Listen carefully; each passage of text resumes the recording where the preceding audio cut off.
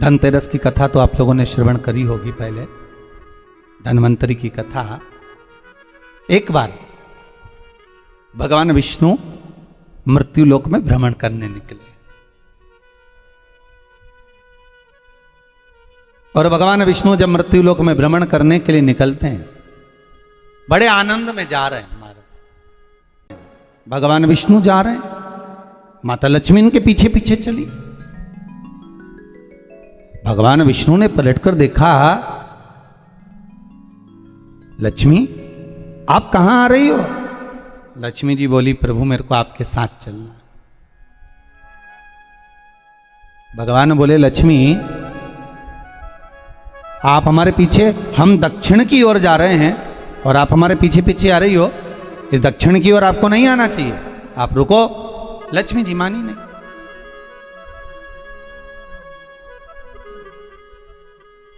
समझाने वाला व्यक्ति जब समझाए, देखो अभी अपने पास में इतना नहीं है, कोरोना महामारी के कारणवश हो सकता है कि थोड़ी कमाई कम हुई हो, इसलिए काम करते हैं। कोई वस्तु लेना है तो अपन बाद में ले लेंगे, अपन बाद में प्राप्त कर लेंगे। नहीं नहीं नहीं, मेरे को तो चाहिए।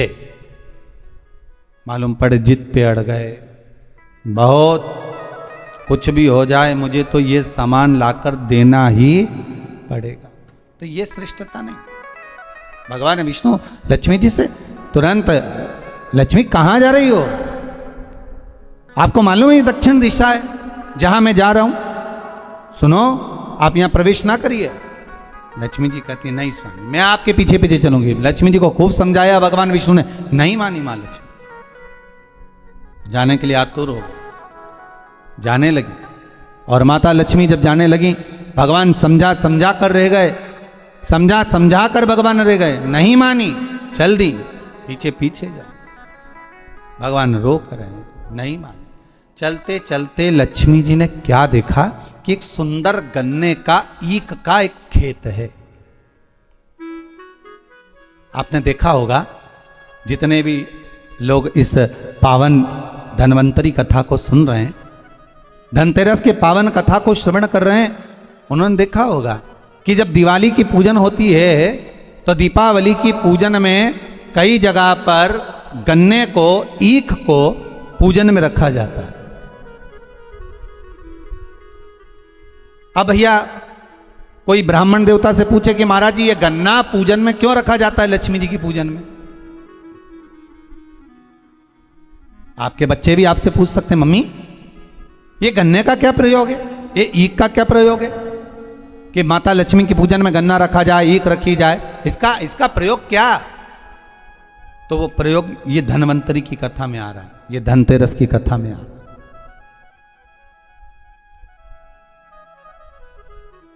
महाराज, हिंदू धर्म के अंतर्गत भगवान की पूजन में जो जो सामग्री चढ़ती है उसका कहीं ना कहीं कुछ ना कुछ प्रमाण जरूर रहता, जरूर।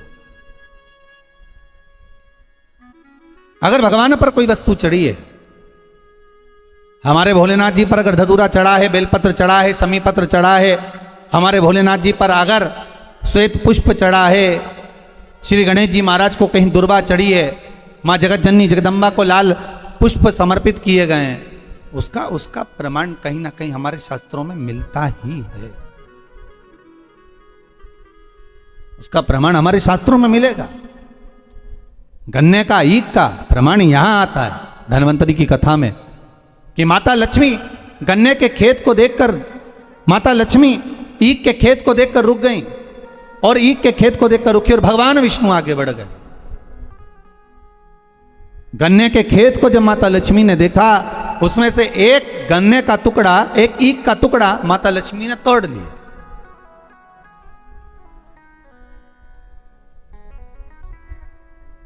अब जब गन्ने का टुकड़ा तोड़ा, ईख का टुकड़ा जब माता लक्ष्मी ने तोड़ लिया, तब उस गन्ने को तोड़कर माता ने मुख में उसको खाना, चबाना चालू करा।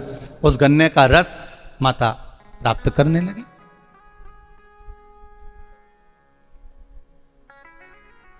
उस गन्ने के रस को, उस शुगर को गन्ने के उस रस को, ईख के उस रस को माता लक्ष्मी आराम से प्राप्त कर रही हैं और भगवान आगे निकल गए। लक्ष्मी जी रुक गई।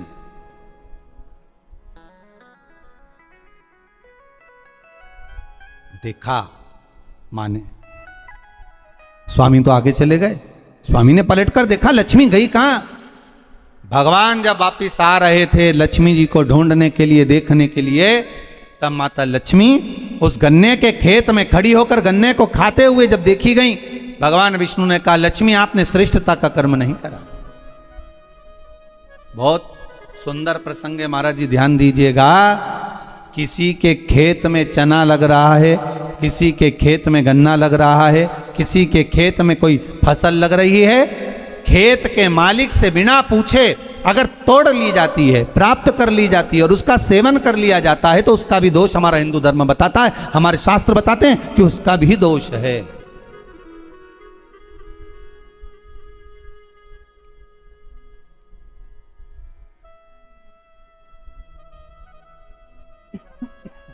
उसका भी दोष है।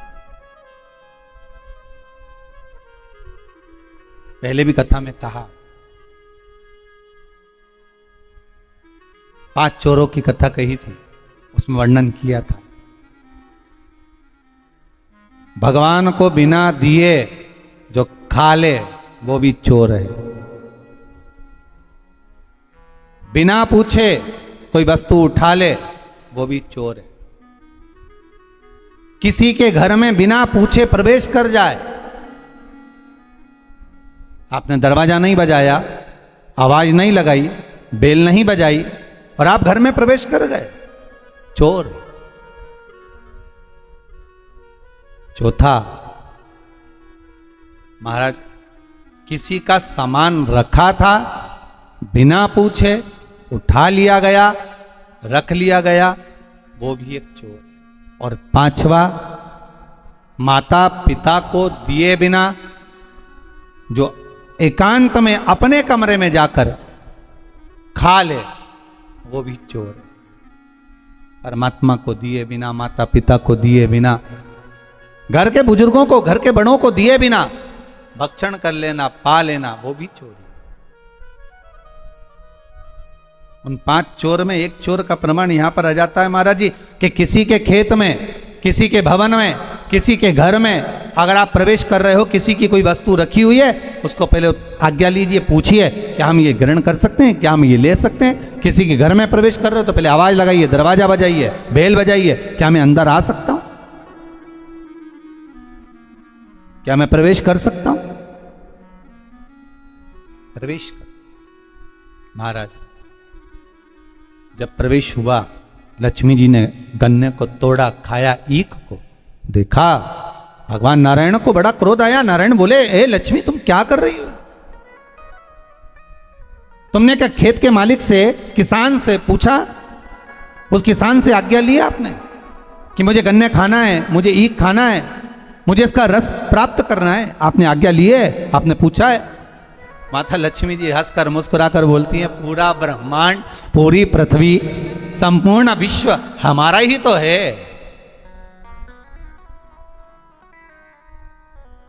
ये संपूर्ण ब्रह्मांड, संपूर्ण विश्व हमारा ही तो है। हम पूछें और हम आज्ञा लें तब प्रवेश करें, ये नहीं हो सकता। भगवान को क्रोध आ गया। भगवान ने कह दिया, लक्ष्मी तुमने इस किसान के घर में उसके बिना पूछे गन्ने को तोड़कर, ईख को तोड़कर तुमने उसका रस लिया है। 12 वर्ष तक तुम्हें किसान के घर में रहकर किसान की सेवा करना पड़े। 12 वर्ष तक आप उस घर में प्रवेश कर रहिए और उनके यहां सेवा करिए। करो सेवा। महाराज मुझसे गलती हो गई, आप अपने चरणों से मुझे दूर ना करें। भगवान कहते हैं, सुनो लक्ष्मी, तुम्हें 12 वर्ष तक उस किसान के घर में, उस किसान के खेत में रहना ही पड़ेगा, रहना ही पड़ेगा। आपको किसान के खेत में रहना, ठीक है। लक्ष्मी जी रह रही हैं, किसान के यहाँ सेवा कर रही हैं। ऐसी रही लक्ष्मी मैया कि किसान के घर में धान, वैभव, सत्ता, प्रतिष्ठा सब मिल गई। सब कुछ आ गया किसान के घर में, सब कुछ। अब एक दिन 12 वर्ष जब पूर्ण हो गए, भगवान लक्ष्मी जी को ढूंढने के लिए निकले। लक्ष्मी जी से कहा चलो आ जाओ। अब तो किसान को लगा कि मेरे घर में ये बूढ़ी माँ जब से रह रही है तब से हमारे घर में वैभव ही वैभव। अब इसको कौन जाने देगा। आपके घर में कोई ऐसा व्यक्ति आ जाए जिसके चरण पड़ते से ही आपके यहाँ खूब वैभव, धन, सत्ता सब कुछ प्राप्त हो जाए, तो आप में से कितने लोग हैं जो उनको वापिस जाने दोगे, निकलने दोगे, वापिस जाने दोगे? कोई नहीं जाने।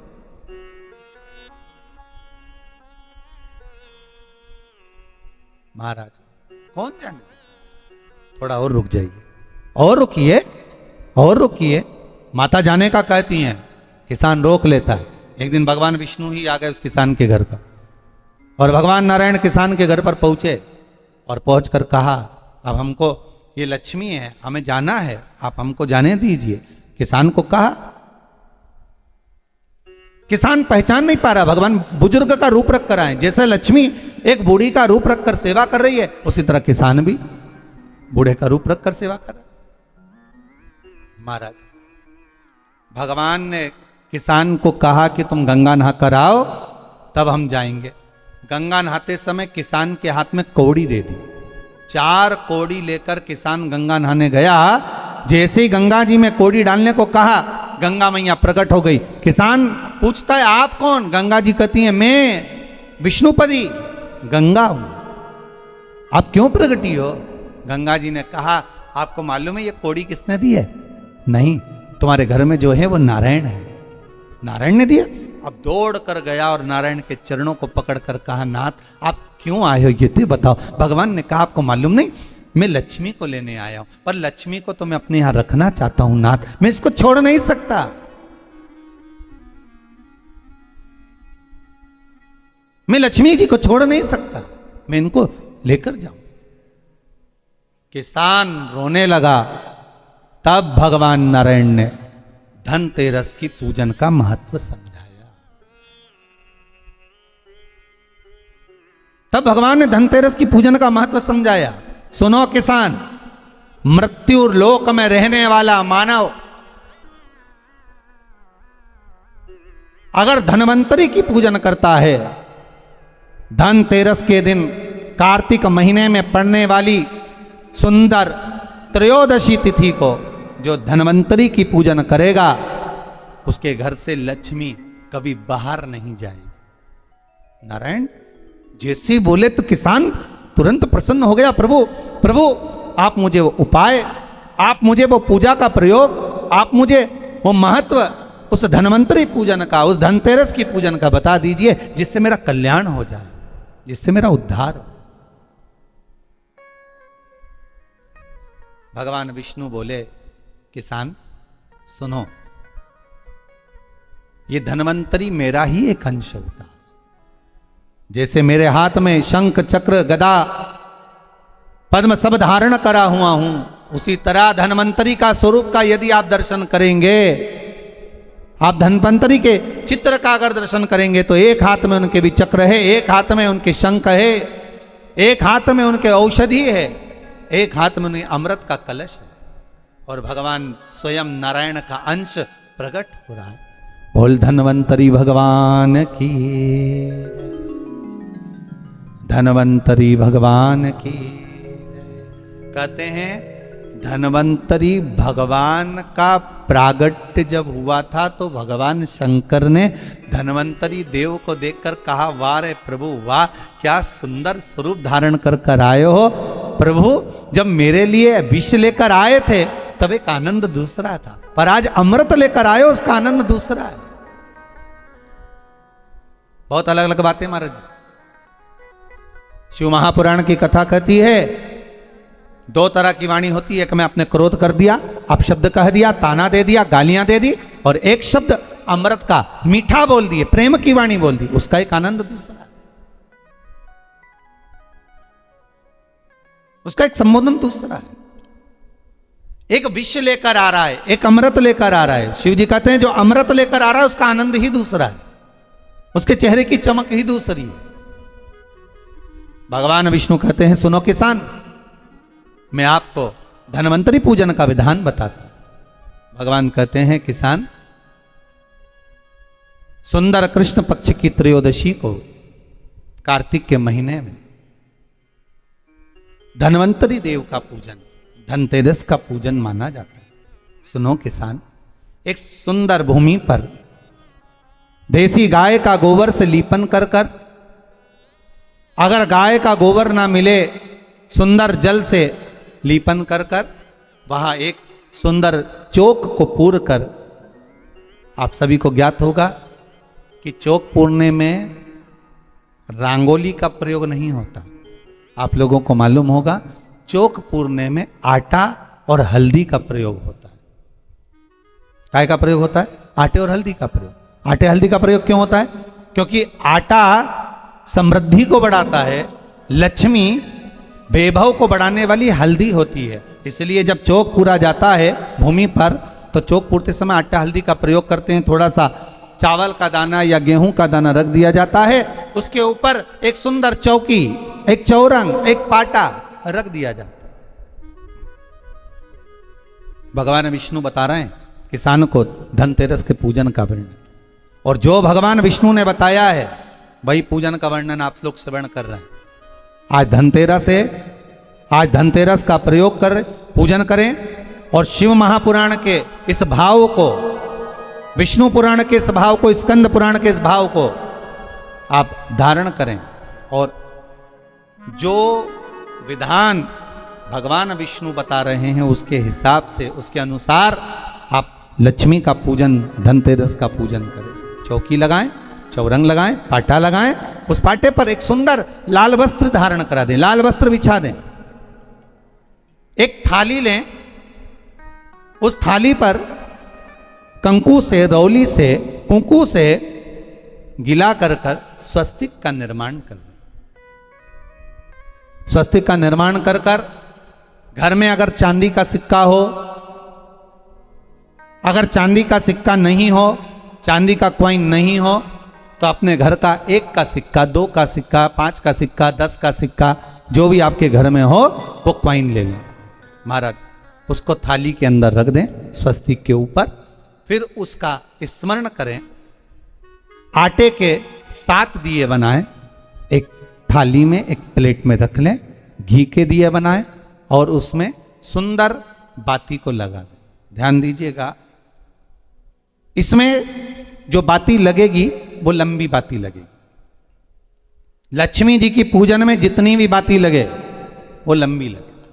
महाराज घी के दिए लगा दें 7, सातों दियों को प्रज्वलित कर लें, प्रकट कर लें। एक दिया तेल का लगा लें।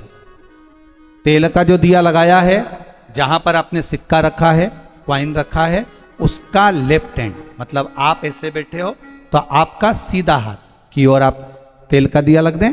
और जो 7 दिए आपने लगाए हैं वो लक्ष्मी जी के राइट हैंड, मतलब आपका लेफ्ट हैंड हो गया, लक्ष्मी जी का राइट हैंड, आपका लेफ्ट हैंड हो गया, आपका उल्टा हाथ। वहां पर 7 दिए जो आपने प्रज्वलित करे हैं वो प्लेट में रख दें। सुंदर थाली जो आपने पूजन की तैयार करी है, उसमें कुंकू, रोली, हल्दी, अबीर, गुलाल, चंदन, मौली, लाल धागा, मौली, अमरबेल के टुकड़े,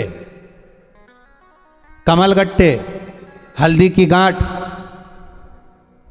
सुंदर भाव में उसको रख।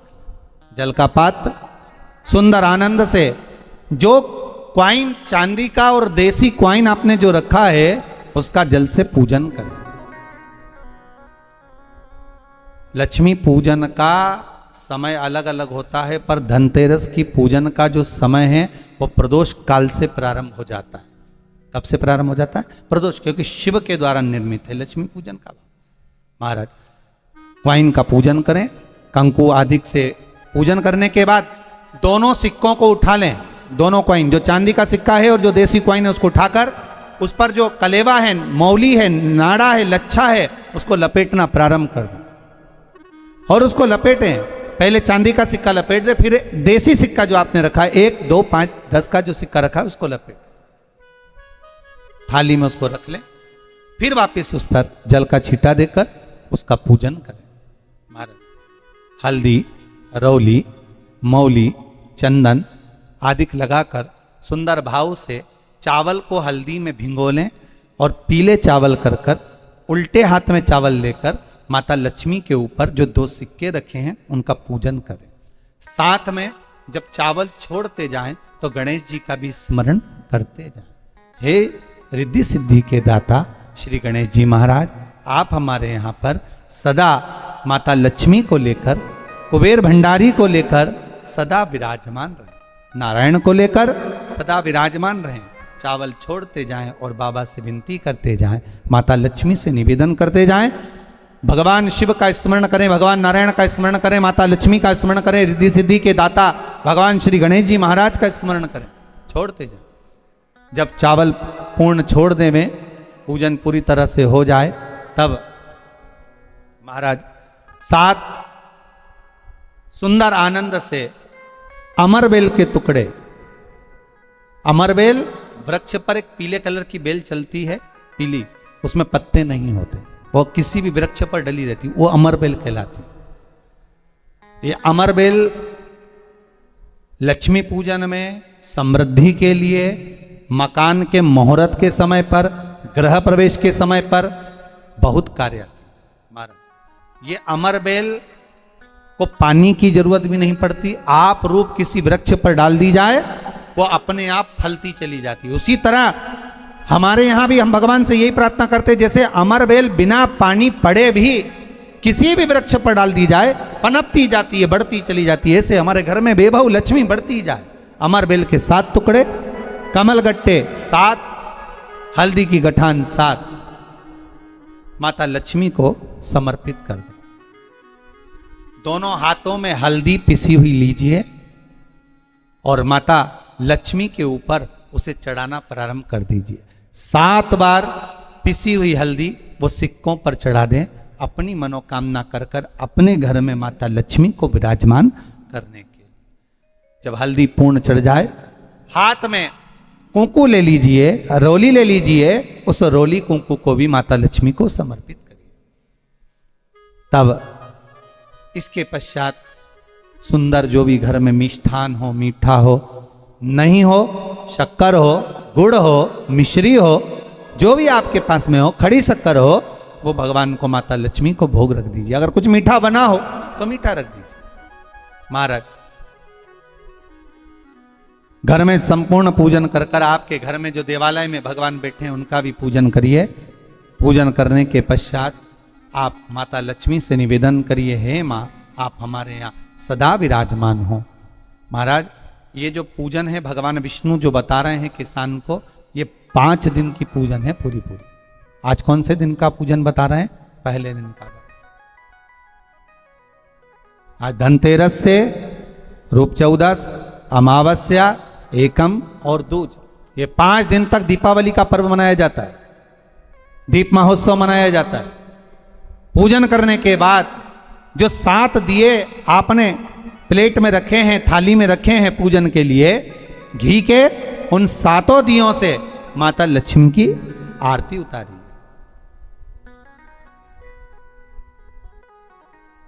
उन 7 दियों से माता लक्ष्मी का पूजन करिए, माता लक्ष्मी से विनती करिए, मां हम आपके पुत्र हैं, मां आप हमारे घर का रास्ता भूल गई हो, बहुत कष्ट है, बहुत दुखी है मां, पर भगवान शिव पर विश्वास कर कर, कुबेर भंडारी पर, कुबेरेश्वर महादेव पर विश्वास कर कर, भगवान नारायण के सुंदर प्रसंगों पर विश्वास कर कर, मां भगवान शंकर का अनुमोदन कर कर, हे मां आप हमारे घर में विराजमान हो, मां आप हमारे मार्ग को, हमारे घर को, हमारे घर के रास्ते को, हमारे घर के द्वार को आप भूल गई हो मां। हे बेबहू लक्ष्मी, हे धन लक्ष्मी, हे संतान लक्ष्मी, हे मां लक्ष्मी, हे धान्य लक्ष्मी, आप हमारे घर में विराजमान। 7 दीप जो प्रज्वलित करे हैं उससे माता की आरती उतारिए, फिर माता को झोली पसार कर प्रणाम कर कर भूमि पर नमन करो, जब झोली पसार कर प्रणाम करें, झोली को अपनी ओर गिरा लें और माता को नमन कर कर जो 7 दिए आपने लगाए हैं उन 7 दिए को अलग अलग स्थान पर ले जाकर, जैसे घर के हॉल में, एक रसोई घर में, एक जहां पर आप लक्ष्मी रखते हो उस स्थान पर, एक घर के द्वार के पास में, एक तुलसी के क्यारे के पास में, ऐसे अलग अलग 7 स्थान पर उन दीप को रख दिया जाए महाराज। एक भगवान का जहां पूजन हुआ है, लक्ष्मी की जहां आराधना करिए, एक दीप वहां पर भी रखा जाए। जो तेल का दिया लग रहा है उसके पास में, फिर कहेंगे तेल का दिया माता लक्ष्मी के उल्टे हाथ पर और घी का दिया माता लक्ष्मी के सीधे हाथ पर। मतलब जो सिक्के आपने रखे हैं उस सिक्के का उल्टा हाथ तेल का, मतलब आपका सीधा हाथ होगा जहां तेल का दिया रखाएगा, और जहां आपका उल्टा हाथ होगा जहां पर घी का दिया लगाएगा, वहां माता जी का सीधा हो गया, आपका उल्टा। माता का स्मरण, माता लक्ष्मी से निवेदन करिए, हे मां कृपा सागर करुणा सागर मां, आप भगवान विष्णु के साथ विराजमान हुए, आप भगवान नारायण के साथ में हमारे यहां सदा विराजमान हो मां, ऐसी कृपा कर दीजिए। महाराज मां से विनती कर कर बड़ा उत्साह, बड़ा उमंग, बड़ा आनंद रखना, ये भाव रखना घर में। भगवान विष्णु कहते हैं किसान से, हे किसान, आपने अगर धन्वंतरी की पूजन करी है, धनतेरस की पूजन करी है, कोई वस्तु, कोई सामग्री अगर आप लेकर आए हो, कोई पात्र लेकर आए हो, कोई तांबे का पात्र लाए हो, जो भी वस्तु आप नहीं लेकर आए हो उसका भी पूजन उसी दिन कर लेना चाहिए।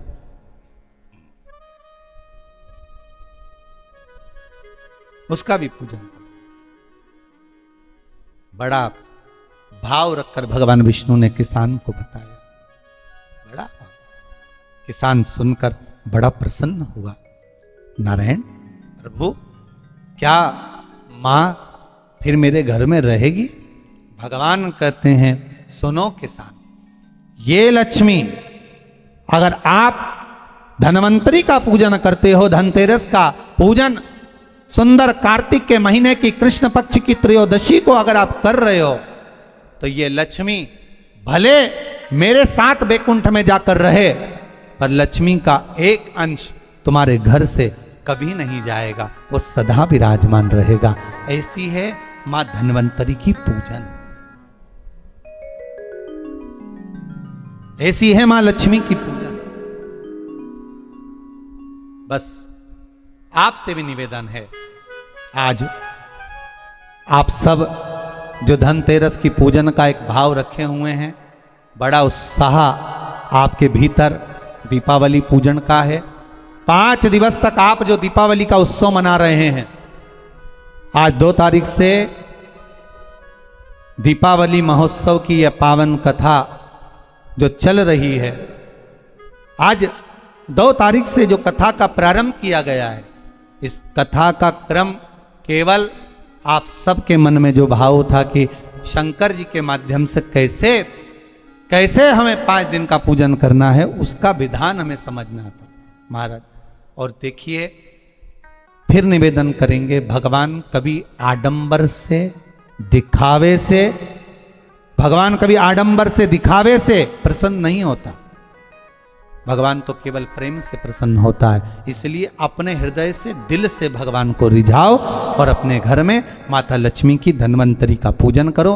संपूर्ण भारतवासियों को, विश्व में निवास करने वाले संपूर्ण विश्ववासियों को बहुत बहुत भाव से, आनंद के साथ आप सभी को धनतेरस की बहुत बहुत शुभकामनाओं के साथ में आज पहले दिन की कथा को यहाँ विराम दे रहे हैं। फिर 2 दिवस की कथा में कल प्रवेश करेंगे और आनंद से रूप 14 का पूजन का विधान जानेंगे। साथ में कैसे हमें पूजन करना है, कैसे हमारे घर से रोग, बीमारी, कष्ट को हटाना है और लक्ष्मी का प्रवेश करना है, वो भाव से कल का स्मरण करेंगे। उनको भी भगवान ने भेजा है कि तुम कोई कथा सुने तो थोड़ा जरा ध्यान रखना, धीरे धीरे इनको थोड़ा थोड़ा सा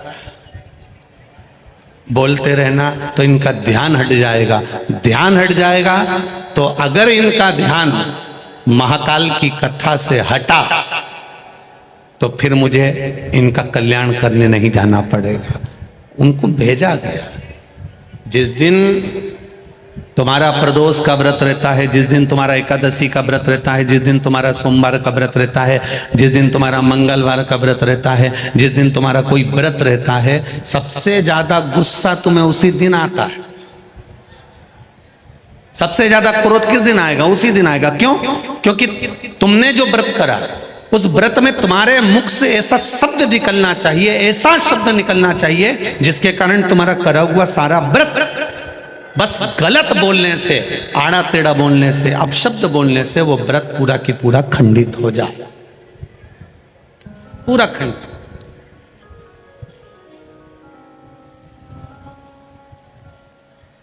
ये पूरी दुनिया की पहली कथा है जिसमें 48 घंटे पहले पूरे पंडाल भर चुके थे।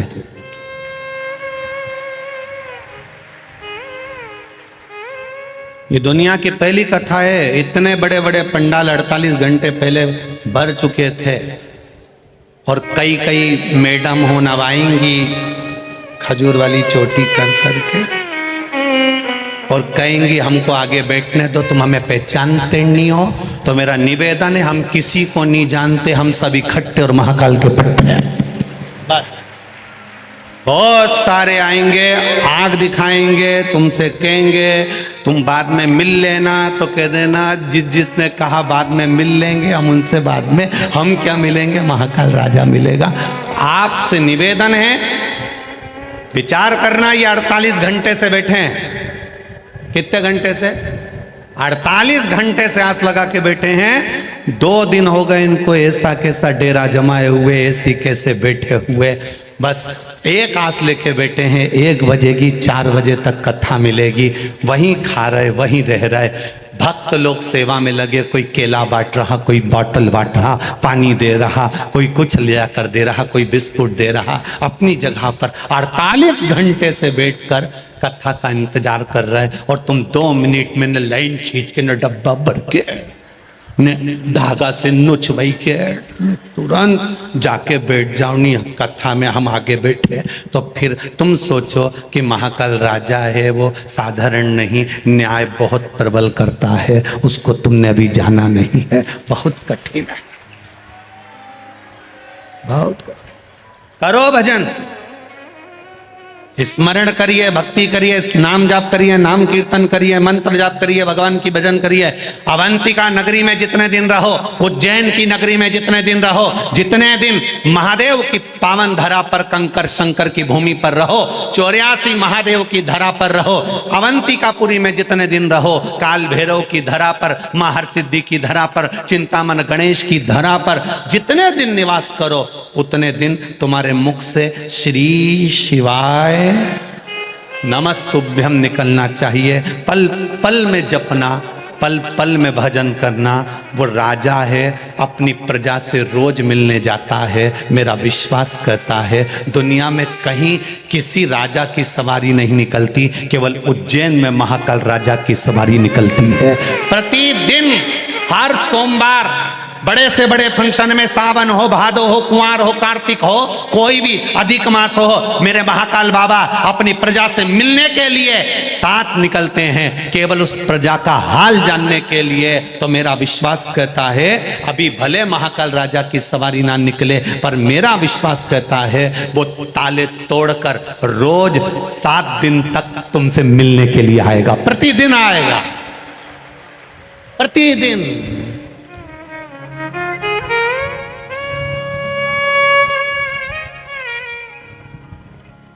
पुजारी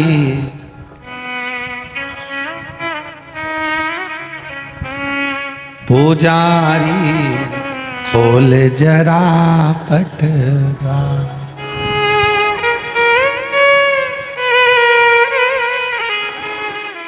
अरे बंद कोठरी में बैठा, ऐसे ही बैठा है वहां।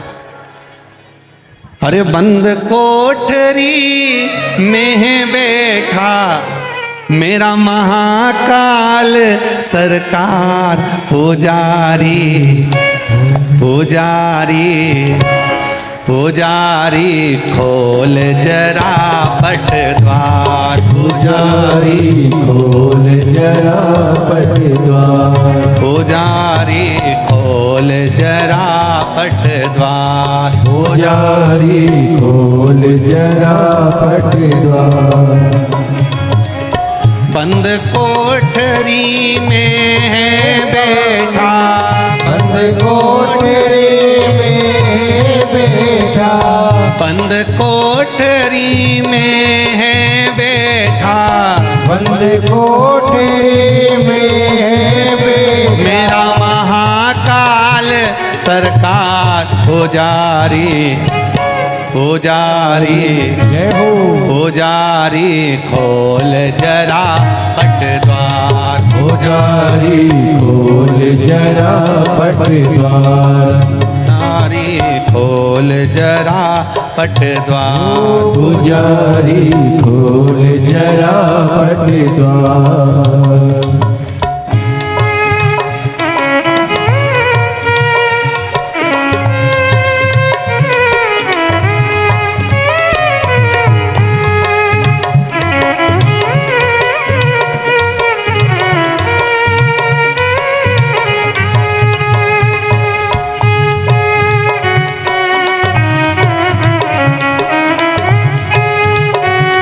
दोनों हाथों से बड़े भाव से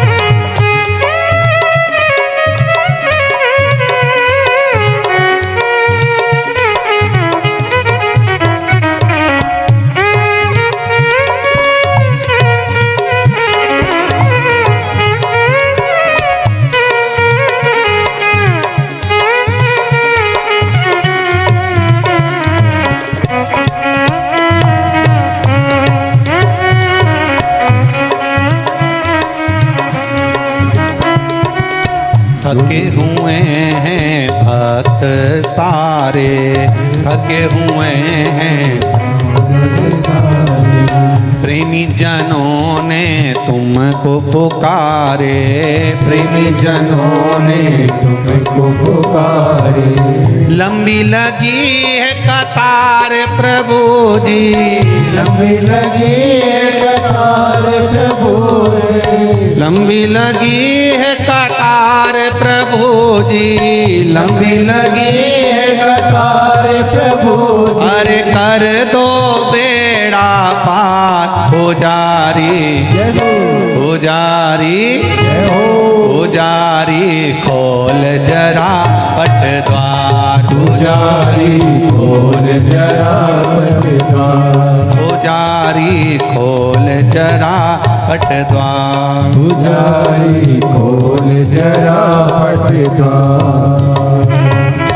बंद कोठरी में है बैठा, बंद कोठरी में है बैठा, बंद कोठरी में है बैठा, बंद कोठरी में है बैठा, महाकाल सरकार पुजारी, जय हो, पुजारी पुजारी खोल जरा पट द्वार, पुजारी खोल जरा पट द्वार, पुजारी खोल जरा पट द्वार, पुजारी खोल जरा पट द्वार, पुजारी खोल जरा पट द्वार, पुजारी खोल जरा पट द्वार, पुजारी खोल जरा पट द्वार, पुजारी खोल जरा पट द्वार। हर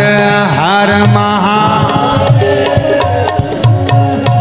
अपने स्थान पर बैठकर भगवान देवाधिदेव महादेव से प्रार्थना करिए। अपने दिल की बात बाबा देवाधिदेव महादेव से कहिए। बोल बम का नारा है, थोड़ा जम के बोलिए, बोल बम का नारा है। मेरे देवाधिदेव महादेव से इस महाकाल राजा की पावन धरा पर बैठकर अपने दिल की बात हृदय से बाबा से कहिए। मूल मंत्र के साथ शिव महापुराण की साक्षी प्रतिनिधि के रूप में विराजमान मेरे महाकालेश्वर भगवान, माँ चित्रा का तट दिल से कहिए। श्री शिवाय नमस्तुभ्यं, श्री शिवाय नमस्तुभ्यं, श्री शिवाय नमस्तुभ्यं, श्री शिवाय नमस्तुभ्यं, श्री शिवाय नमस्तुभ्यं। भोला सब दुख काटो मारा, ओ भोला सब दुख काटो मारा। शिव शंकर जपो तेरी माला, भोले बाबा जपो तेरी माला। भोला सब दुख काटो मारा, ओ भोला सब दुख काटो मारा। वेश है मंगल मंगलकारी, वेश है मंगल मंगलकारी। शमशान वासी हमारा, शमशान वासी हमारा। ओ भोला सब दुख काटो मारा, ओ भोला सब दुख काटो मारा। जोरू जमीन व्यक्ति को जानवर बना देती है कभी कभी, और कभी कभी हमारे जीवन को बदलाव भी कर देती है। हुआ वही हुआ। शिव कथा कर रही है। राजा भर्तरी जी की मां सौम्य दर्शना, क्या नाम था उनकी माता का? जम के बोलो जरा। सौम्य दर्शना। राजा भर्तरी राजा विक्रमादित्य की माता का नाम था सौम्य दर्शन, जो भगवान शिव की परम उपासक थी। इसी अवंतिका में रहना, माँ चिपरा का तट, माँ चिपरा का स्नान और बाबा देवाधिदेव महादेव का भजन, देवाधिदेव महादेव का स्मरण। सौम्य दर्शना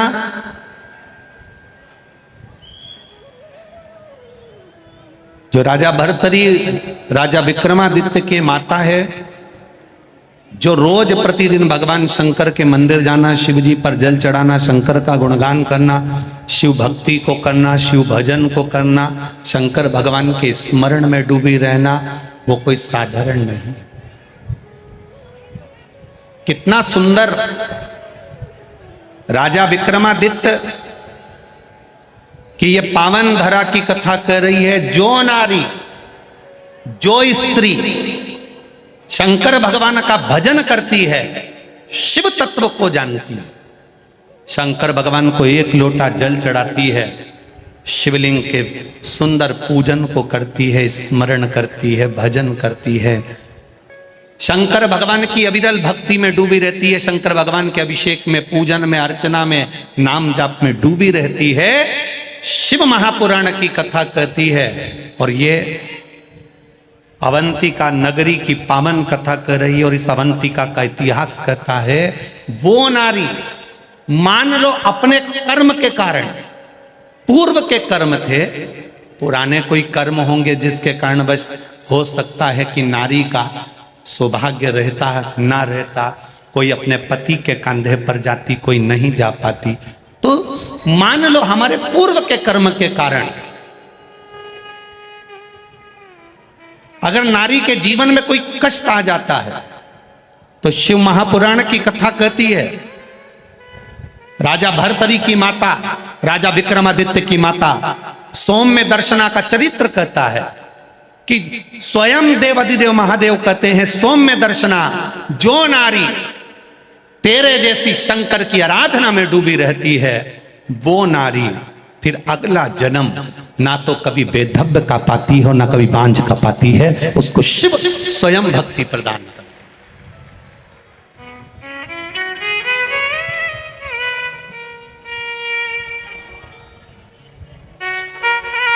माता लक्ष्मी एक बार भगवान विष्णु से प्रश्न करी है कि ये सारा ठाट भगवान नारायण, आपको बैकुंठ का राज्य कैसे मिला? आप बैकुंठ के अधिपति कैसे बने? आपको जो बैकुंठ कैसे प्राप्त हुआ?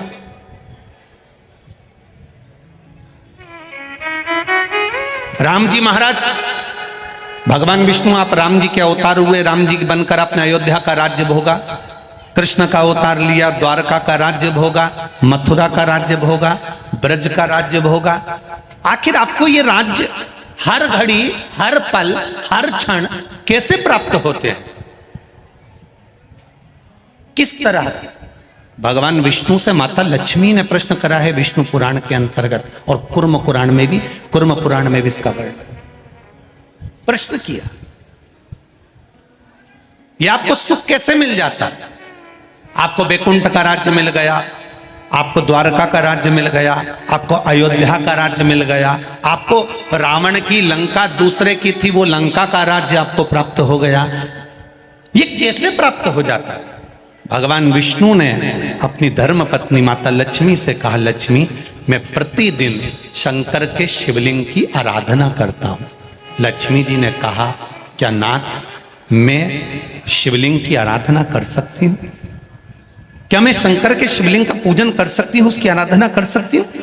भगवान कहते हैं, भगवान विष्णु ने माता लक्ष्मी से कहा, लक्ष्मी सारे देवी देवताओं ने अलग अलग शिवलिंग का निर्माण करा। किसी ने पारद का शिवलिंग बनाया, किसी ने मोती का शिवलिंग बनाया, किसी ने स्फटिक का शिवलिंग बनाया, किसी ने स्वर्ण का शिवलिंग बनाया, किसी ने हीरे का शिवलिंग बनाया, किसी ने पन्ना का शिवलिंग बनाया।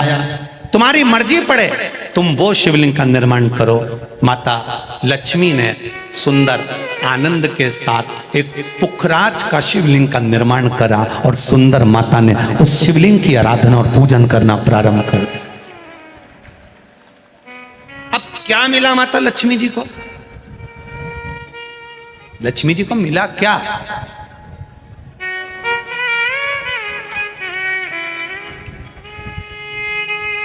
क्या प्राप्त हुआ माता लक्ष्मी जी?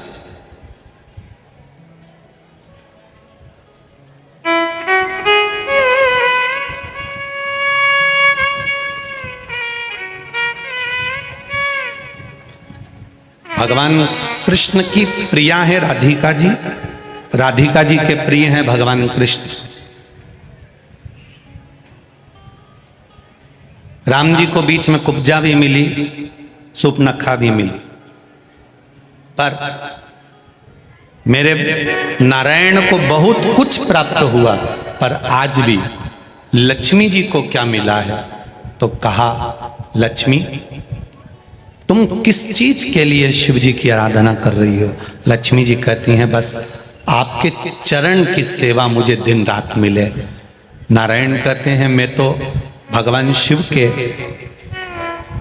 सेवा में लगा रहता हूं और आप मेरे चरण की सेवा मांग रही हो? तो मेरे चरण की सेवा ऐसे नहीं मिल सकती। कोई देगा तो वो देवाधिदेव महादेव ही दे सकते। घोर तप माता लक्ष्मी ने करना प्रारंभ करा। शिवलिंग का स्नान कराती, शंकर भगवान का अभिषेक करती, शंकर भगवान की पूजन करती, शिव जी का सुंदर आनंद से श्रृंगार करती। मेरे देवाधिदेव महादेव, मेरे काल अधिपति महाकाल राजा, मेरे विश्वनाथ भगवान स्वयं उस शिवलिंग में से प्रकट होकर बोले, लक्ष्मी तुम्हें क्या चाहिए? लक्ष्मी जी कहती हैं, प्रभु आपने मेरा विवाह नारायण के साथ तो कर दिया, पर नारायण दिन रात आपकी सेवा में लगे रहते हैं, तो उनके चरण मुझे नहीं मिल पाते। शंकर भगवान ने कहा, मैं वचन देता हूं लक्ष्मी, तू नारायण के चरणों में सदा विराजमान मिलेगी।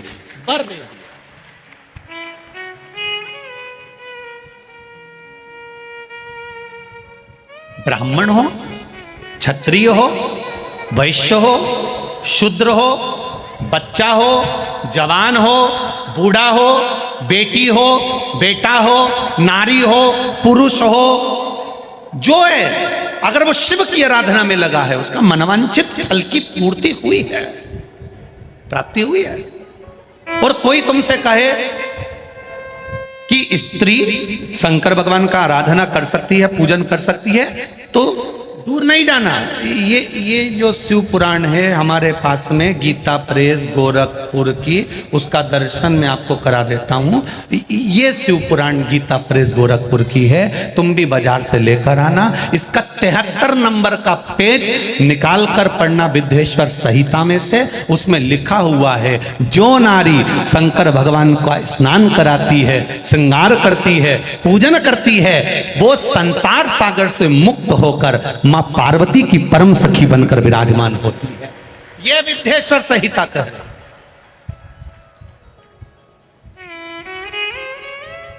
और इसी शिव महापुराण का 73वें नंबर का पेज पढ़ने के बाद में 75 नंबर पेज को पढ़ना विद्येश्वर संहिता का।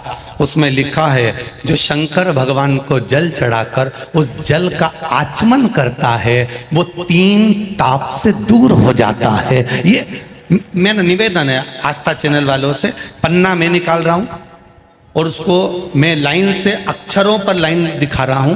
मेरा निवेदन है, आप भी बताना कि शंकर जी पर जल चढ़ाकर पीने का कितना लाभ है। प्रश्न नंबर 75।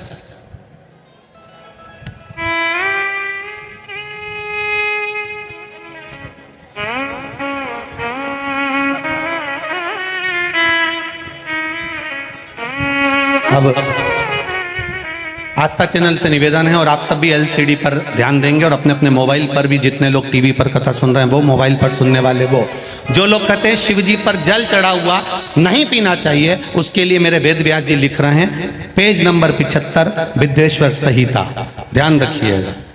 जो मनुष्य, उंगली पर ध्यान देंगे जो टीवी पर चल रही है, जो मनुष्य शिवलिंग को विधि पूर्वक स्नान कराकर उस स्नान के जल का 3 बार आचमन करता है, उसके कायिक, वाचिक और मानसिक तीनों प्रकार के पाप शीघ्र नष्ट हो जाते हैं। ये शिव पुराण। अब शंकर भगवान के शिवलिंग पर चढ़ा हुआ नैवेद्य, शंकर भगवान के शिवलिंग पर चढ़ा हुआ प्रसाद खा सकते हैं कि नहीं खा सकते? कोई कहता है महाराज जी स्वान की योनि हो जाएगी, कुत्ता बन जाओगे, कोई कहेगा ये बन जाओगे, कोई कहेगा वो बन जाओगे। अब उसको पढ़िए, पेज नंबर 75 शिव महापुराण विद्येश्वर संहिता, मेरी उंगली चल रही वहां पर ध्यान देना। भगवान शिव का नैवेद्य आग्रह है। इस भगवान भावना को मन से निकाल दें कि शिव जी का चढ़ा हुआ प्रसाद नहीं खाया जाता, ये भावना मन से निकालें। शिव के नैवेद्य को देख लेने मात्र से भी सारे पाप दूर हो जाते हैं, खाने की तो बात ही दूसरी। अब क्या लिखा है अगली लाइन, उसको खा लेने पर तो करोड़ों पुण्य अपने भीतर आ जाते हैं। आए हुए शिव नैवेद्य को, जो शंकर का प्रसाद है, शिव जी पे चढ़ा हुआ नैवेद्य है, अगर वो आपके सामने आ जाए उसको सिर झुकाकर प्रसन्नता पूर्वक खा लेना चाहिए। जो शंकर के चढ़े हुए नैवेद्य को ये कह देता है कि थोड़ी देर से खाऊंगा, वो पाप में लिप्त होता चले जाता है। यहां तक उसका वर्णन किया, वो मनुष्य पाप में बंध जाता है। इसलिए शंकर को चढ़ा हुआ नैवेद्य, भगवान का बस केवल नैवेद्य का दर्शन ही हो जाए तो जीव कोटि कोटि पुण्य प्राप्त कर लेता है। वो शिव तत्व, ये शिव महापुराण है। अब आज के जमाने में नए नए पंथ बन गए, नए नए पंथ चल गए, तो उन्होंने अपने को उठाने के लिए शंकर जी की निंदा कर दी। शिव जी के मंदिर मत जाना, शंकर का प्रसाद मत लेना, शिव जी को देखना मत, शंकर के द्वार मत जाना। हम किसी पंथ की पुस्तक की बात नहीं करते, क्योंकि सबने अपने अपने पंथ बनाए तो सबने अपने अपने भाव से लिखा। हम वेद व्यास जी ने जो विद्येश्वर संहिता में लिखा उस शिव महापुराण का वर्णन करते हैं, जो आपने 75 नंबर पेज गीता प्रेस गोरखपुर की शिव महापुराण पुस्तक का आनंद करते हुए इस पुराण में पढ़ा। विद्येश्वर संहिता स्मरण, भ्रांति निकालो मन से। लोग भटकाएंगे, लोग तुम्हें भ्रमित करेंगे, तुम शंकर जी की आराधना करने लगोगे, भगवान का भजन करने लगोगे, भक्ति में डूबने लगोगे, डूबने लगोगे, डूबने लगोगे, डूबने लगोगे, तो लोग तुम्हें भ्रम उत्पन्न करेंगे। शंकर मंदिर मत जाना, शिव जी का प्रसाद मत लेना, शंकर जी पे चढ़ा हुआ जल मत पीना, लोग तुम्हें भ्रमित करेंगे। उस भ्रम से निकालती है मेरी शिव महापुराण की कथा। आप एक एक शब्द का स्मरण करो। मेरा निवेदन है, जिसने शिव को जान लिया उसने संपूर्ण जीवन भगवान के सुपुर्द अपना कर दिया और अपने जीवन को सार्थक बना लिया। तेरी कृपा बिना न हिले एक भी अनु, लेते हैं सांस तेरी कृपा से तनु तनु। बखान क्या करूं मैं राखों के ढेर का, चपटी भवोर में खजाना कुबेर का। विचार करिए, शिवलिंग का स्पर्श जीव को तार देता। इसलिए महाराष्ट्र में, दक्षिण में, साउथ में लिंगायत शैव संप्रदाय होती है। करें दर्शन आप लोगों ने। लिंगायत शैव संप्रदाय में नारी त्रिपुंड लगाती है। घर का लिंगायत शिव संप्रदाय में उनके गले में चांदी की डिब्बी में शिवलिंग पड़ा होता है, जो शरीर से रोज टच होता रहता है। और शिव लिंगायत, इस शिव लिंगायत संप्रदाय के अंतर्गत बिना शंकर के, बिना शिव के स्नान, बिना शिव के स्पर्श के इनका आनंद नहीं पाता। हरतालिका तीज हो, नारी शिवलिंग का निर्माण करती है। सोमवार हो, स्वयं शिव महापुराण की कथा कह रही है। 12 ज्योतिर्लिंग में से एक ज्योतिर्लिंग घृष्णेश्वर की कथा कह रही है। सुधर्म नाम के ब्राह्मण की 2 धर्म पत्नी थी, घोषमा और सुदेहा। सुदेहा के घर में संतान नहीं हुई, घोषमा के घर में संतान हुई। घोषमा क्या करती थी? ये 12 ज्योतिर्लिंग में से शिव महापुराण की कथा कर रही है कि घोषमा का एक नियम था, शिवलिंग का निर्माण करती थी, उसका पूजन करती थी, बेलपत्र चढ़ाती थी, आराधना कर कर शाम के समय पर शिवलिंग को विसर्जन कर देती थी। उसका नियम था। अब कोई कहे नारी, कोई कह दे शिवलिंग का स्पर्श नहीं करना चाहिए। 12 ज्योतिर्लिंग में से घृष्णेश्वर की कथा कर रही है, 12 ज्योतिर्लिंग में से एक ज्योतिर्लिंग की कथा कर रही है, भगवान शिव की कथा कर रही है। घोषमा सुधर्म नाम के ब्राह्मण की 2 धर्म पत्नियां, सुदे और घोषमा। घोषमा अब शिवलिंग का निर्माण करना, पूजन करना, आराधना करना, अर्चना करना, शिवलिंग का आराधना में डूबी रहना। अपने बेटे को इसने सुदेहा को दे दिया था। सुदेहा को लगा मेरी बहू मुझे नहीं पूछती, इसने अपने बेटे के टुकड़े कर कर कपड़े में बांधकर तालाब में फेंक दिया था। घोषमा शिव जी का पूजन कर कर, शिवलिंग का पूजन कर कर जब शिवलिंग विसर्जन करने के लिए गई तो हाथ जोड़कर कहती है, मैंने बेटे का दर्शन बहुत दिन से नहीं करा। शंकर भगवान ने 1 हफ्ते पहले मर गया था बेटा, पानी में टुकड़े कर कर डाल दिए थे। शंकर भगवान के शिवलिंग की पूजन वो घुषमा करती थी, इसलिए उसका बेटा 1 हफ्ते बाद पानी में से तैरता हुआ बाहर आया तो कृष्णेश्वर महादेव कहला। 12 ज्योतिर्लिंग में से एक ज्योतिर्लिंग है कृष्णेश्वर महादेव, जो घुषमा नाम की नारी भगवान शंकर की आराधना करती है। माता लक्ष्मी शिव की आराधना करती है, सावित्री माता शिव की आराधना करती है, अनसुईया माता शिव की आराधना करती है, मां अहिल्या शिव की आराधना करती है। और यहां तक वर्णन करा राजा भर्तरी की माता, राजा विक्रमादित्य की माता सौम्य दर्शना, ये अवंतिका नगरी का इतिहास कहता है। राजा भर्तरी की मां, राजा विक्रमादित्य की मां सौम्य दर्शना शंकर की आराधना करती है, शिव भक्ति में डूबी रहती है। एक दिन राजा भर्तरी ने अपनी मां से, सौम्य दर्शना से, गोदी में बैठकर पूछ लिया, मां तो इतने सालों से शिव की आराधना कर रही है, तो इतने सालों से शंकर भगवान की आराधना कर रही है, मां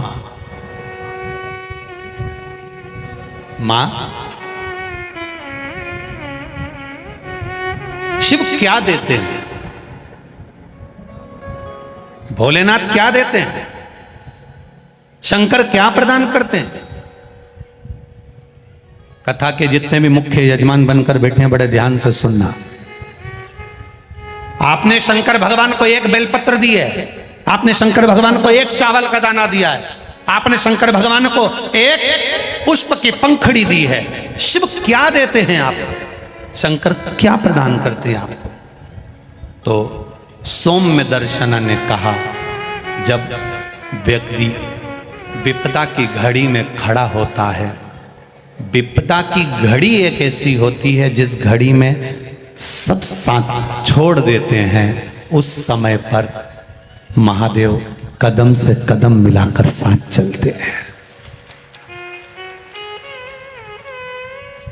कदम से कदम मिलाकर महादेव साथ चलते हैं। आज अवंतिकापुरी में रहने वाले, उज्जैन में रहने वाले ये विचार करें,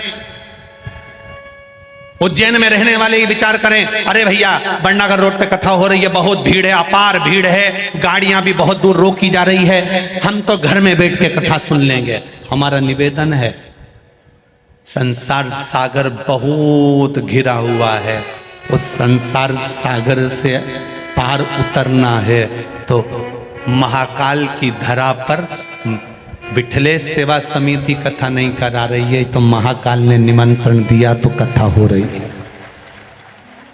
जिसके राज्य में मध्य प्रदेश की इस पावन धरा पर उज्जैनी विराजमान है, महाकाल की राजा की नगरी है, जिस धरा पर एक राजा रहता है तो दूसरा राजा नहीं रहता है। इस अवंतिकापुरी में नगर शहर का जो प्रदेश का राजा है वो पूरी रात नहीं रहता, क्योंकि यहाँ एक राजा बैठा है, वो सब संभाल रहा है, वो सब दे रहा है। तो हम क्यों, हमारी सामर्थ्यता नहीं है।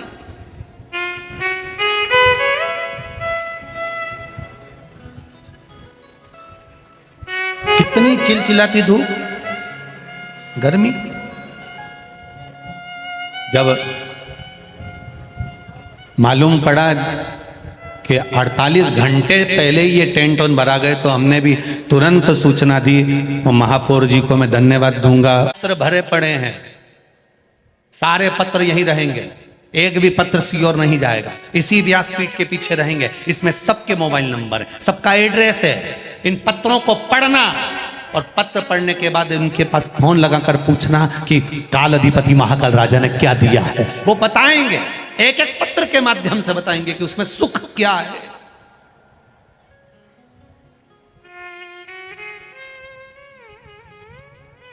हमें ना तो किसी का भविष्य लिखना आता है, ना हम तुम्हारा कोई इतिहास लिख सकते हैं कि तुम कहां से आई, कहां जाएगी, कितनी रोटी खाएगी और कितनों के प्राण खाएगी, कितनों को तकलीफ दोगे। ये हमें लिखना नहीं आता, क्योंकि हम भविष्यवक्ता नहीं है। भविष्यवक्ता तो केवल एक है, जिसने यशोदा जी का हाथ देखकर बता दिया था कि तेरे बेटे के ऊपर काल मंडरा रहा है। गया था। श्री कृष्ण के दर्शन करने चले सदा शिव गोकुल में। वो गया था शंकर भगवान, जिसने तुम्हारी किस्मत में लिखा कि इसको ये तकलीफ आएगी, और तुमने अगर शंकर जी को एक लोटा जल चढ़ाया, बस हाथ में लोटा पकड़ा, शिव जी को चढ़ाया, उतने में तो ब्रह्मा जी ने लिखा था इसको ये तकलीफ आएगी। यहीं बैठे होंगे वो गोपाल मंदिर वाले पंडित जी, उनकी बेटी के बेटे को एक रोग आ गया था, और रोग साधारण नहीं था, बहुत बड़ी बीमारी हो गई थी। बच्चा था सा, अगर होगा तो बच्चा बैठा है कि पंडित जी, अच्छा छोटा सा बच्चा कैंसर जैसा रोग से ग्रसित हो गया। क्या करें? केवल शिव महापुराण की कथा पंडित जी की धर्म पत्नी ने श्रवण करी, एक लोटा जल चढ़ाती, शंकर की आराधना करती, बेलपत्र लाती, खिलाती जाती। छोरा इतना सा कहता, मम्मी तोरी तोरी लगे, नानी तोरी तोरी लगे, खा ले खा ले। शिव पुराण में सुना है, खा समाप्त हो गया। ये शिव तत्व है, ये शंकर है। लिखना देवताओं का काम है, भाग्य लिखना ब्रह्मा जी का काम है। भाग्य में कितना दुख लिखा ये उसने लिख दिया, पर भाग्य को बदल देना किसी दूसरे का काम नहीं है। वो कालाधिपति महाकाल राजा मेरे महादेव का कार्य है, वो बदल देता, बदलेगा। अकाल मृत्यु वो मरे जो काम करे चंडाल का, काल उसका क्या बिगाड़े जो भक्त हो महा। काल अधिपति है। कई लोग कहेंगे इतनी भीड़ में जाकर क्या करोगी, कितनी गर्मी। एक बार जरा पीछे पलट कर देखोगे तो पूरे खेत में लोग गर्मी में बैठे हुए हैं, बिना टेंट के भी, और 3 घंटे की तो कथा है, उससे पहले जगह संभाली होगी, धूप में भी तो कितने घंटे पहले संभाली होगी। विचार करिएगा जरा। जितने यहां हैं उतने रोड पर चल रहे हैं केवल बैग ले लेकर आने के लिए।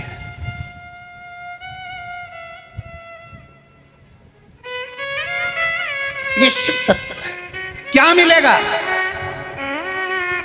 कहेंगे लोग, क्यों जा रहे हो, क्या मिलेगा? एक महिला ने पत्र लिखा है, वो कक्ष में रखा है जहां हम ठहरे, उसमें उन्होंने लिख के भेजा, गुरुजी आप कहते हो सोने की रकम मत पहन के आओ, सोने की रकम मत पहन के आओ। हमने कहा इसलिए कहते हैं कि सोने की रकम मत पहन के आओ, क्योंकि राजा को दिखेगा बिचारी के कुछ नहीं है सोना मोना का, तो दे देगा, क्या दिक्कत। अपने को तो इस अवंतिका से सीखना है ना, राजा विक्रमादित्य से सीखो तो सरी करता क्या था। बस इतना शंकर जी का भजन करा, इतना शंकर जी का भजन करा, इतना शंकर जी का भजन करा कि मेरी माँ शंकर जी का भजन करती थी तो मैं भी करूंगा। उन्हें भजन करते करते करते करते करते करते शंकर जी से मांगा तो मांगा क्या कि कुछ नहीं, एक लोहे की कढ़ाई दे दो। शंकर भगवान ने कहा लोहे की कढ़ाई का तू क्या करेगा रे, अवंतिका का राजा है विक्रमादित्य, तू लोहे की कढ़ाई का करेगा क्या। राजा विक्रमादित्य कहते हैं इसमें बस कुछ नहीं करूंगा ने, इसमें बस केवल तेल उकाल के इनमें पूड़ी तलूंगा। अब बता, पूड़ी तलने के लोहे की कढ़ाई। हाँ, राजा विक्रमादित्य को सोने की एक लोहे की कढ़ाई दे दी गई, शंकर जी ने दी, और पूड़ी तो नहीं तला। रोज सुबह नहा धो के वो कढ़ाई में उकलते हुए तेल में खुद कूद जाता। शंकर जी तुरंत दौड़ के आए, क्या कर रहा है, कुछ नहीं। शंकर जी समझा रहे क्यों तेल में कूद रहा, मर जाएगा। उकलते तेल में कूद गया, कूदा, मर गया, मर गया। हाँ, लोग कहेंगे बताओ कढ़ाई इन्हीं की थी। तुरंत 64 योगिनियों को भेज दिया, जाओ पूछो इसको क्या चाहिए। पहले तो वो तो मर गया, शंकर भगवान की इतनी जल्दी नहीं मरने दूंगा, तुम तो जाओ, अभी गाड़ी अपनी ओटले पे है, चलने दो, जाओ। 64 योगिनियां जाके पानी का छींटा देके ने विक्रमादित्य को उठा के बोली, दादा तुझे चाहिए क्या? क्या कुछ नहीं, बस 40 किलो सोना चाहिए। तो ठीक है 40 किलो में तेरा काम हो जाएगा। हाँ तुम तो दे दो 40 किलो। इनने 40 किलो सोना दे दिया। ये दूसरे दिन फिर तैयार होकर कूद किया। शंकर जी ने कहा जा जल्दी जा जल्दी जा। 64 योगिनियां फिर पहुंची, क्या चाहिए? 40 किलो सोना दे दो। अब ये रोज नहाए धोने उकलता हुआ तेल में कूद जा। शंकर भगवान पहले से के रख दिए, ये रोज कूदेगा, तुम 40 किलो तैयार रखो। तो तुमसे भी निवेदन है, सोने की कोई रकम पहन के मत आना, सोने का कोई सामान लेके मत आना। ये कढ़ाई भोलेनाथ जी की है, जो एक बार ही में आके बैठ गया 40 अपने टेंशन। बोल बम का नारा है, सारी समस्या का हल एक लोटा जल बस चढ़ा शिव भजन करो। शिव और जब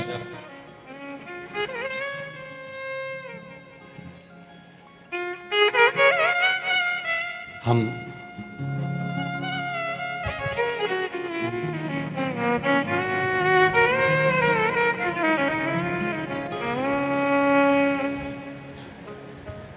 छिपरा तट पर रहिए वो महाकाल को भजिए।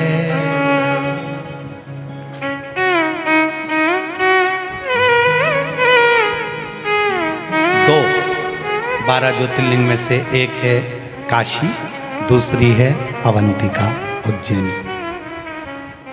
काशी में जो मरता है उसको मरते ही मोक्ष मिल जाता है। अब थोड़ा समझ लेना, हो बहुत काम की चीज है रे दादा। ओ भैया बड़ा ध्यान से सुनना, इतनी सी मत निकलने देना। काशी में लोग मरने के लिए जाते हैं, मरेंगे मोक्ष मिल जाएगा, प्राण छूटेंगे मोक्ष मिल जाएगा। काशी में पार्वती जी ने वर मांगा था कि जो मरेगा उसको गुरु मंत्र आपको देना पड़ेगा, मर गया। अब एक बार उज्जैन में रहने वाला मर गया, अब तेरा क्या होगा रे कालिया, जरा विचार कर। उज्जैन में रहने वाला मर गया और शंकर जी आ रहे थे कैलाश पे, उनने क्या देखा कि नंदी पे, जो उज्जैन में मरा था वो नंदी पे बैठा था और शंकर जी उस नंदी का बेल की रस्सी पकड़कर डमरू बजाते बजाते चल रहे थे और आगे सबकी सब जितने उनके नंदी श्रृंगी भृंगी जितने थे वो तुम्बा तुम्बी बजाते हुए पुंगा पुंगी बजाते चल रहे। अब जैसे ही कैलाश पे पहुंचे तो पार्वती जी को लगा जाने भगवान जाने कौन आया, इतना VIP मेहमान, ना जाने कौन आ गया। पार्वती जी ने पूछा, इतना डमरू बजाते बजाते आ रहा हो, इतना तो जिंदगी में तुमने मेरी शादी में नहीं बजाया, इतना बैंड बाजा तो इतना बैंड बाजा तुमने कभी नहीं बजाए, न पुंगा पुंगी ने सहनाई न तुम्बा तुम्बी ने मृदंग ने ढोल ने नगाड़े, ये सब आखिर ये है कौन? पार्वती जी ने केवल अंदर इशारे में पूछा कि ये है कौन? शंकर भगवान ने कहा उज्जैन का रहने वाला है, अवंतिकापुरी का।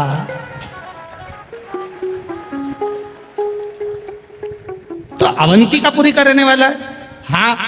तो जैसे काशी में मरने वाले को मुक्ति दे दो, ऐसे अवंतिकापुरी मरने वाले को मुक्ति दे दो। शंकर भगवान बोले मैंने तो कहा था मांग ले, मुक्ति अभी दे दूं उज्जैन में मरने वालों, पर ये इतना चतुर है, मालवा का है, खूब दाल बाफला खाया हुआ है, कोई ऐसे ही है। मैंने 3 बार किया मांग ले मांग ले मांग ले, मुक्ति मांगे ही नहीं, एक ही चीज मांगे, क्या? बस कैलाश में रहना है, आपकी भक्ति करना है, दूसरी बार जन्म देना, वापिस उज्जैन में जन्म दे देना महाकाल की तरह। तो पार्वती जी बोली शंकर जी से, तो तुम इतने टेंशन में क्यों? कि मुक्ति मांग लेता तो एक बार में खल्लास, निपट गई भाई, बंद करके पटक दो। अब हर बार मांगा कैलाश का धाम दो, भक्ति दो और दूसरी बार वापिस उज्जैन में जन्म दो। अब ये यूं ही मरता रहेगा, यूं ही चाहता रहेगा, बार बार उज्जैन, बार बार भजन, बार बार कैलाश, तो उज्जैन में मरने वाला मुक्त तो होता ही है, संग में शंकर की भक्ति प्राप्त कर कर फिर पुनः शिव के धाम में आ जाता है। वो इस उज्जैनी का आनंद है, साधारण नहीं है उज्जैनी महाराज। शिव भक्ति मिलती है, शिव भजन मिलता है, मुक्ति मिलती है, कैलाश का धाम मिलता है, शंकर का गुणगान मिलता है। जब उज्जैनी का अवंतिका पुरी में, और आप सब किस्मत वाले हो साहब जिसने एक बार इस अवंतिका पुरी में बैठकर शिव महापुराण की कथा सुन ली। तुम चिंता मत करना, तुम्हारा मकान उज्जैन में होए चाहे नहीं होए, पर तुम्हारा रजिस्टर में नाम आ गया। मकान भले यह नहीं है पर कहलाओगे तुम उज्जैन वाला ही हो। तो तुम चिंता मत करना, अपन सब नंदी पे बैठ के चलेंगे, कैलाश में मिलेंगे और वापिस यही उज्जैनी में आएंगे और फिर शिव पुराण की कथा करेंगे। अपन टेंशन काहे को चिंता करना।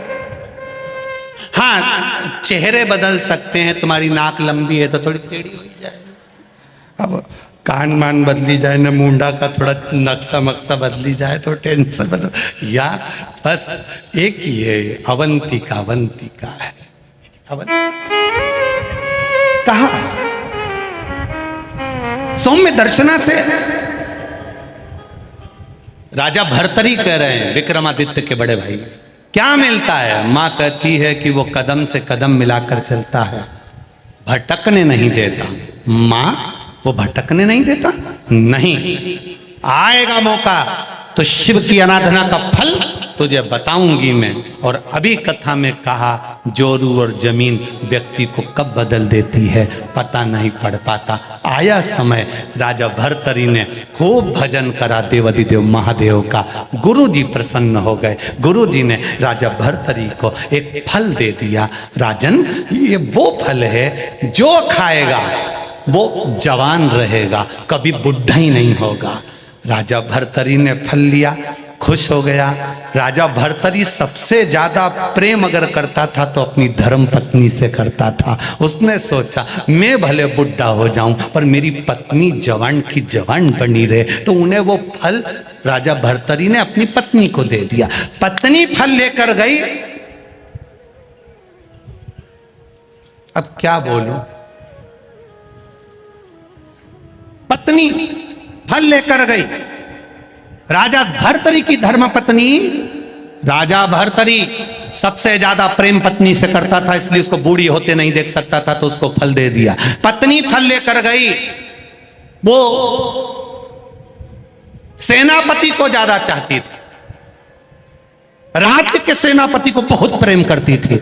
उसने सोचा फल मैं खा लूंगी, जवान हो जाऊंगी, पर जवान तो मैं जिसको चाहती हूँ सेनापति को होना चाहिए। तो सेनापति को फल दे दी कि इसको खा लोगे, जवान रहोगे, मरते दम तक बूढ़े नहीं होगे, मरते दम तक बूढ़े नहीं हो गए। सेनापति ने फल लिया। सेनापति रानी सेनापति को चाहती थी पर सेनापति रानी को नहीं चाहता था। सेनापति रानी के यहाँ जो एक नौकरानी थी दासी, उसको बहुत प्रेम करता था। तो सेनापति ने सोचा मैं बूढ़ा हो जाऊं चल जाए, पर ई के बूढ़ी नहीं होने दूंगा, तो वो फल दासी को दे दिया।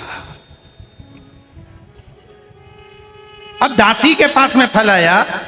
दासी ने विचार करा ये वो फल है जो खाएगा जवान रहेगा। मेरे नगर का राजा भर्तरी पूरी सनातन धर्म की ध्वजा फैला रहा है, ये फल मैं उसको दे देती हूं, सनातन धर्म जीवित रहेगा जब तक वो रहेगा। फल लेकर वो दासी, वो नौकरानी, वो सेविका फल लेकर राजा भर्तरी के पास पहुंच गई। महाराज महाराज महाराज। महाराज ने कहा क्या बात है, ये फल वो फल है जो खाएगा वो जीवन भर जवान रहेगा। भर्तरी के हाथ में फल आया। फल आते से ही भर्तरी ने देखा ये तो मैंने रानी को दिया था। नौकरानी से, दासी से पूछा ये फल तुम्हारे पास कैसे आया? उसने बताना नहीं चाहा। राजा ने उसको डराया, धमकाया। तब उसने कहा सैनिक मुझे चाहता है, ये फल मुझे सैनिक ने दिया। सेनापति को दिया। सेनापति को बुलाया, फल कहां से आया? डराया धमकाया, सेनापति बताने को तैयार नहीं, कहा रानी मुझे बहुत ज्यादा प्रेम करती है। रानी ने दिया, रानी को फल लिया। रानी से कहा तूने सेनापति को दिया? हाँ, मैं इसको बहुत प्रेम करती हूं। राजा भर्तरी सिंहासन से नीचे उतरा, अपनी माँ की गोद में सिर रखकर बोला, माँ, जिस राजा के पास में सारी सत्ता वैभव है और उसकी पत्नी उसकी नहीं हुई, तो ये वैभव का करूंगा क्या? एक क्षण में छोड़ दिया, एक क्षण में। जोरू और जमीन कब बदल दे, टाइम नहीं लगता। तुलसी बाबा के साथ भी यही हुआ, एक क्षण में बदल गए। कब बदल जाए? भाई भाई की जमीन रहती है, परिवार की जमीन रहती है, कुटुंब की जमीन रहती है। एक परिवार की जमीन 1 इंच भी जमीन ऊपर लेके नहीं जाएगा, पर उसके लिए अदालत में लड़ लड़ के मर जाएगा। और 1 इंच लेके नहीं गया, खाना पीना दुश्वार हो गया। महाराजों से जाकर पूछ लिया कि बता दो हमारा केस कैसे निपटेगा, और जैसे ही केस निपटेगा मैं सुंदरकांड का पाठ करूंगा। एक जमीन का जरा सा 1 इंच टुकड़ा, नारी के प्रति एक आसक्ति,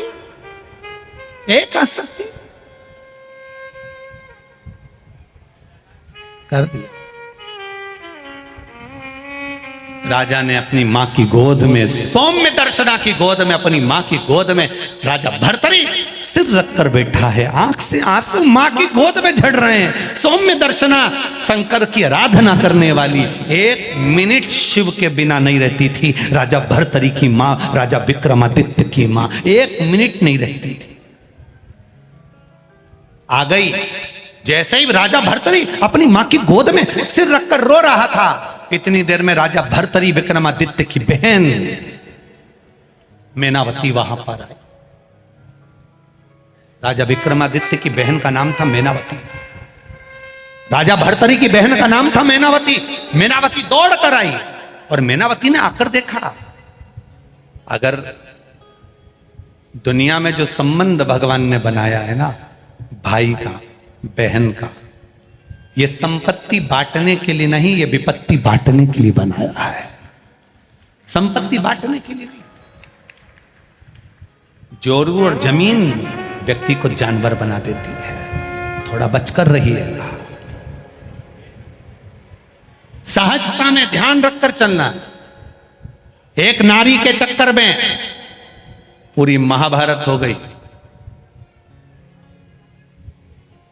एक नारी के चक्कर में पूरी रामायण हो गई। अगर वो सूर्पणखा नहीं जाती राम जी के पास और भाई से कह रही मैं तो पानी पीने गई थी, अब इतना बड़ा लंका का राजा रावण, इतनी विद्या थी उसके पास में, बस एक जरा सी देर में यूं करता ना तो देख लेता कि ये पानी पीने गई थी कि पानी ग्रहण संस्कार करने गई थी। इतना सन देख लेता ना तो समझ में आ जाता ना। बहन के कहने में बस मैं तो भैया आंख में से आंसू डालती बोली मैं तो पानी पीने गई थी। इतना में तो भाई ने कह दिया ने तू चिंता मत करने, अब तो निट्टा ही धुआं हो गया। इसलिए ये रोए तो थोड़ा ध्यान रखना कि ये सही बोली रही है, थोड़ा इसका भी ध्यान रखना पड़ेगा। बात तक पहुंचो। हम ये नहीं कह रहे कि किसी के आंसू ना देखिए, आंसू कभी झूठा नहीं होता, पर बोलने की भाषा झूठी हो सकती है। सत्य को पकड़ो। वेद व्यास जी ने शिव महापुराण के एक एक शब्द को जनमानस के कल्याण के लिए लिखा है। आज पूरा विश्व, आज पूरा देश विदेश में जो शंकर भगवान के भक्ति बढ़ी है, और ये वेद व्यास जी ने जो शिव पुराण दी है हमको आपको, ये कोई साधारण नहीं दी है, ये शिव जी ने दी है। मिलेंगे बहुत सारे, कहेंगे ना जाइएगा, ना करिएगा, ना जाइएगा, पर दी उसने।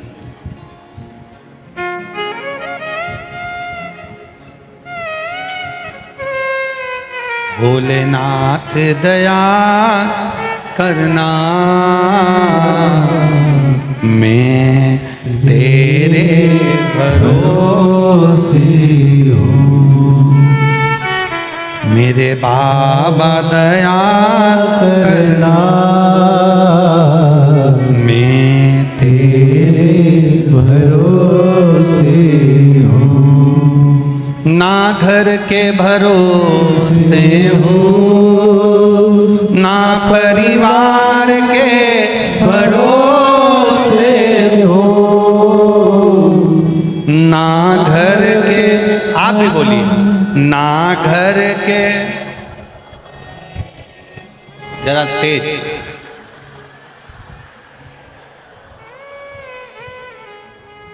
महाकाल दया करना, मैं तेरे भरोसे हूँ।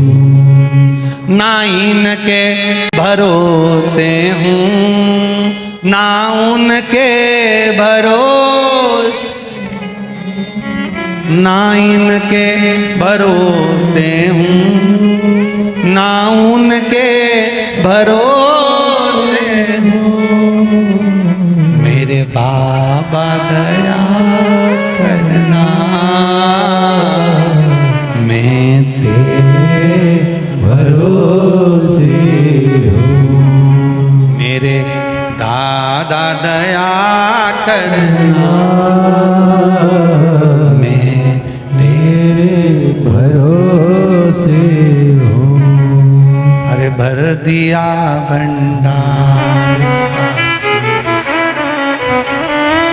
कर दिया माला माल काशी वाले ने, ओ भर दिया भंडार काशी वाले ने, कर दिया माला माल काशी वाले ओ भर दिया, भर दिया, भर दिया, भर दिया, भर दिया, भर दिया, भर दिया, भर दिया, ओ भर दिया भंडार काशी वाले ने, कर दिया माला माल काशी वाले ने, ओ भर दिया भंडार।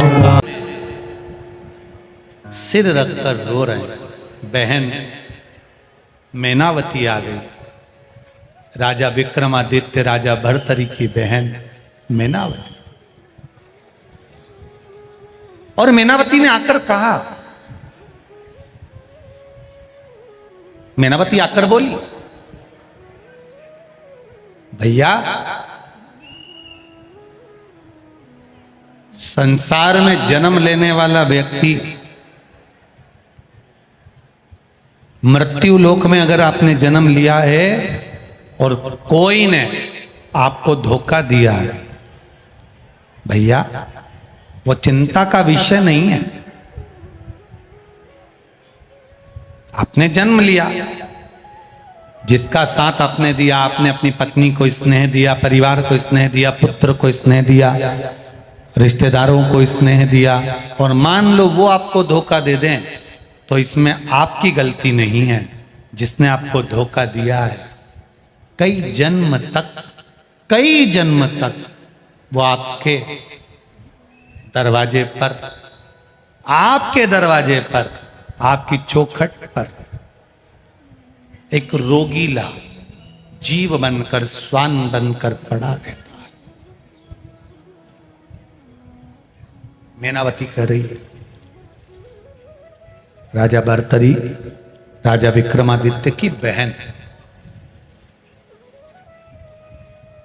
जिनकी मां इतनी संस्कारवान हो, शंकर जी के मंदिर जाना, शिव जी का आराधना करना, शिव भक्ति में डूबे रहना, शंकर का गुणगान करना, तो उनके बच्चे कितने संस्कारित होंगे, जरा विचार करिए। उनके बच्चे कितने संस्कारवान, जरा विचार करिए। राजा भर्तरी भी भगवान की भक्ति में डूबने वाले थे, राजा विक्रमादित्य भी भगवान की भक्ति में डूबने वाले थे, और उनकी बहन मैनावती वो भी भगवान की भक्ति में डूबने वाले।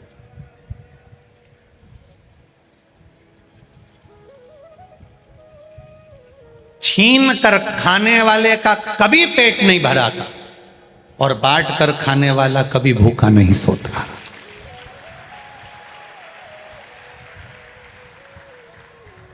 ये जितने लोगों ने यहाँ भंडारा लगाया, कोई पोया बांट रहा, कोई फल बांट रहा, कोई केला बांट रहा, कोई पानी बांट रहा, कोई छाछ बांट रहा, कोई कुछ बांट रहा, कोई कुछ बांट रहा, इन्होंने आज भले तुमको खिला दिया, पर इन्होंने जीवन पर्यांत रजिस्ट्री करवा ली कि तेरे घर के बच्चे कभी जिंदगी में भूखे नहीं मरेंगे। ये निश्चित।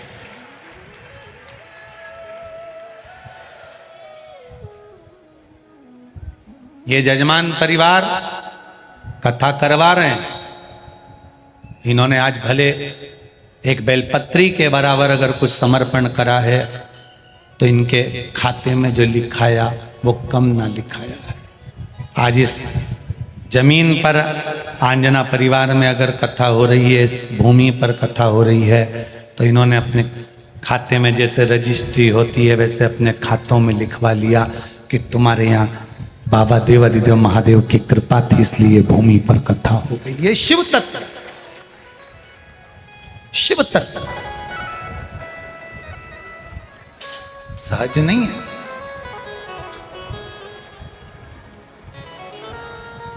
मैनावती ने कहा, राजा भर्तरी की बहन बोली, आपने उसको पूर्ण समर्पण दिया, आपने उस पर भरोसा करा, आपने उस पर विश्वास किया, आपने भरोसे के साथ उसको कुछ दिया। उसने अगर आपका भरोसा तोड़ा है, उसने अगर आपका विश्वास तोड़ा है, तो इसमें आपका घाटा नहीं हुआ है, घाटा उसका हुआ। देने वाले ने तो दे दिया। जैसे सच्चा जो भगत होता है, भगवान की भक्ति में जो सच्चा व्यक्ति डूबा रहता है और उसके साथ कोई खिलवाड़ कर जाए, उसके साथ अगर कोई उसको धोखा दे जाए, सच्चा है वो, ईमानदारी से भगवान के भजन में लगा है, भगवान की भक्ति में लगा है, और उसको अगर कोई तकलीफ दे रहा है, उस पर इल्जाम लग रहा है, उसको अपशब्द कहा जा रहा है, उसको ताना दिया जा रहा है, वो तो अपनी जिंदगी अच्छे से जी लेगा। पर जिसने इल्जाम लगाया, ताना दिया, अपशब्द कहा, आड़े टेढ़े वचन बोले, वो सुख की जिंदगी नहीं जी पाता। ये मैनावती कह रही है अपने भाई भर्तरी से, अपने भाई भर्तरी से। वो सहजता की जिंदगी नहीं जी सकती। सच्चा जो संत होता है, सच्चा जो साधु होता है, सच्चा जो तपस्वी होता है, सच्चा जो शंकर भगवान का उपासक होता है, सच्चा है, उसके मुख से कोई बात निकली तो वो पत्थर की रकील हो जाती है, और उस पर जो चलता है उसका फल उसको अवश्य प्राप्त होता है, निश्चित है। और इसका जवाब हमारे यहाँ तुलसीदास जी की कथा कहती है, गोस्वामी तुलसीदास बाबा को कितना जो इसका मुख देखेगा उसको दुख भोगना पड़ेगा, इसके माता पिता चले गए, ये चले गए, वो चले गए, भाग्य देखा तो लिख दिया ये भाग्य विहीन है। गुरु के चरणों में गया, गुरु ने उसको संभाला। फिर भी गांव के लोग, नगर के लोग, मोहल्ले के लोग अपशब्द कहते थे। एक बार गोस्वामी तुलसीदास जी निकल कर जा रहे थे। तुलसीदास जी जा रहे, एक नवयुवकल जोड़ा था, पति मर गया, अर्थी पर बांधकर उसको लेकर जा रहे हैं। पत्नी सती होने जा रही है। पहले सती प्रथा चलती थी, पति की अर्थी चलती थी, पत्नी के हाथ में तब पहनाकर पत्नी पीछे पीछे चलती थी। आंख में आंसू नहीं थे, चल जा रहे। पहले सती प्रथा, और सती प्रथा में पत्नी पीछे पीछे चल रही है, पति के साथ सती होना है, चले जा रहे।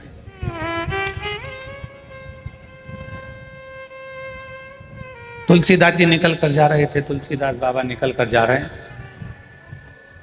और तुलसीदास जी जब निकल कर जा रहे थे तो वो जो जिसका पति मर गया था और वो हाथ में जो मौली बंधी थी, सती होने जा रही थी, तो उसने विचार करा ये ब्राह्मण का बालक निकल के जा रहा है, लोग इसको दिन रात गाली देते हैं, आड़ा ताड़ा बोलते हैं, अपशब्द बोलते हैं, कैसा भी है पर है तो ब्राह्मण ना, है तो ब्राह्मण। कई लोग कहते हैं ये ब्राह्मण होकर मदिरा पीता, ब्राह्मण होकर गाली बकता है, ब्राह्मण होकर अपशब्द कहता है, ब्राह्मण होकर ताने देता है, ब्राह्मण होकर गलत काम करता है।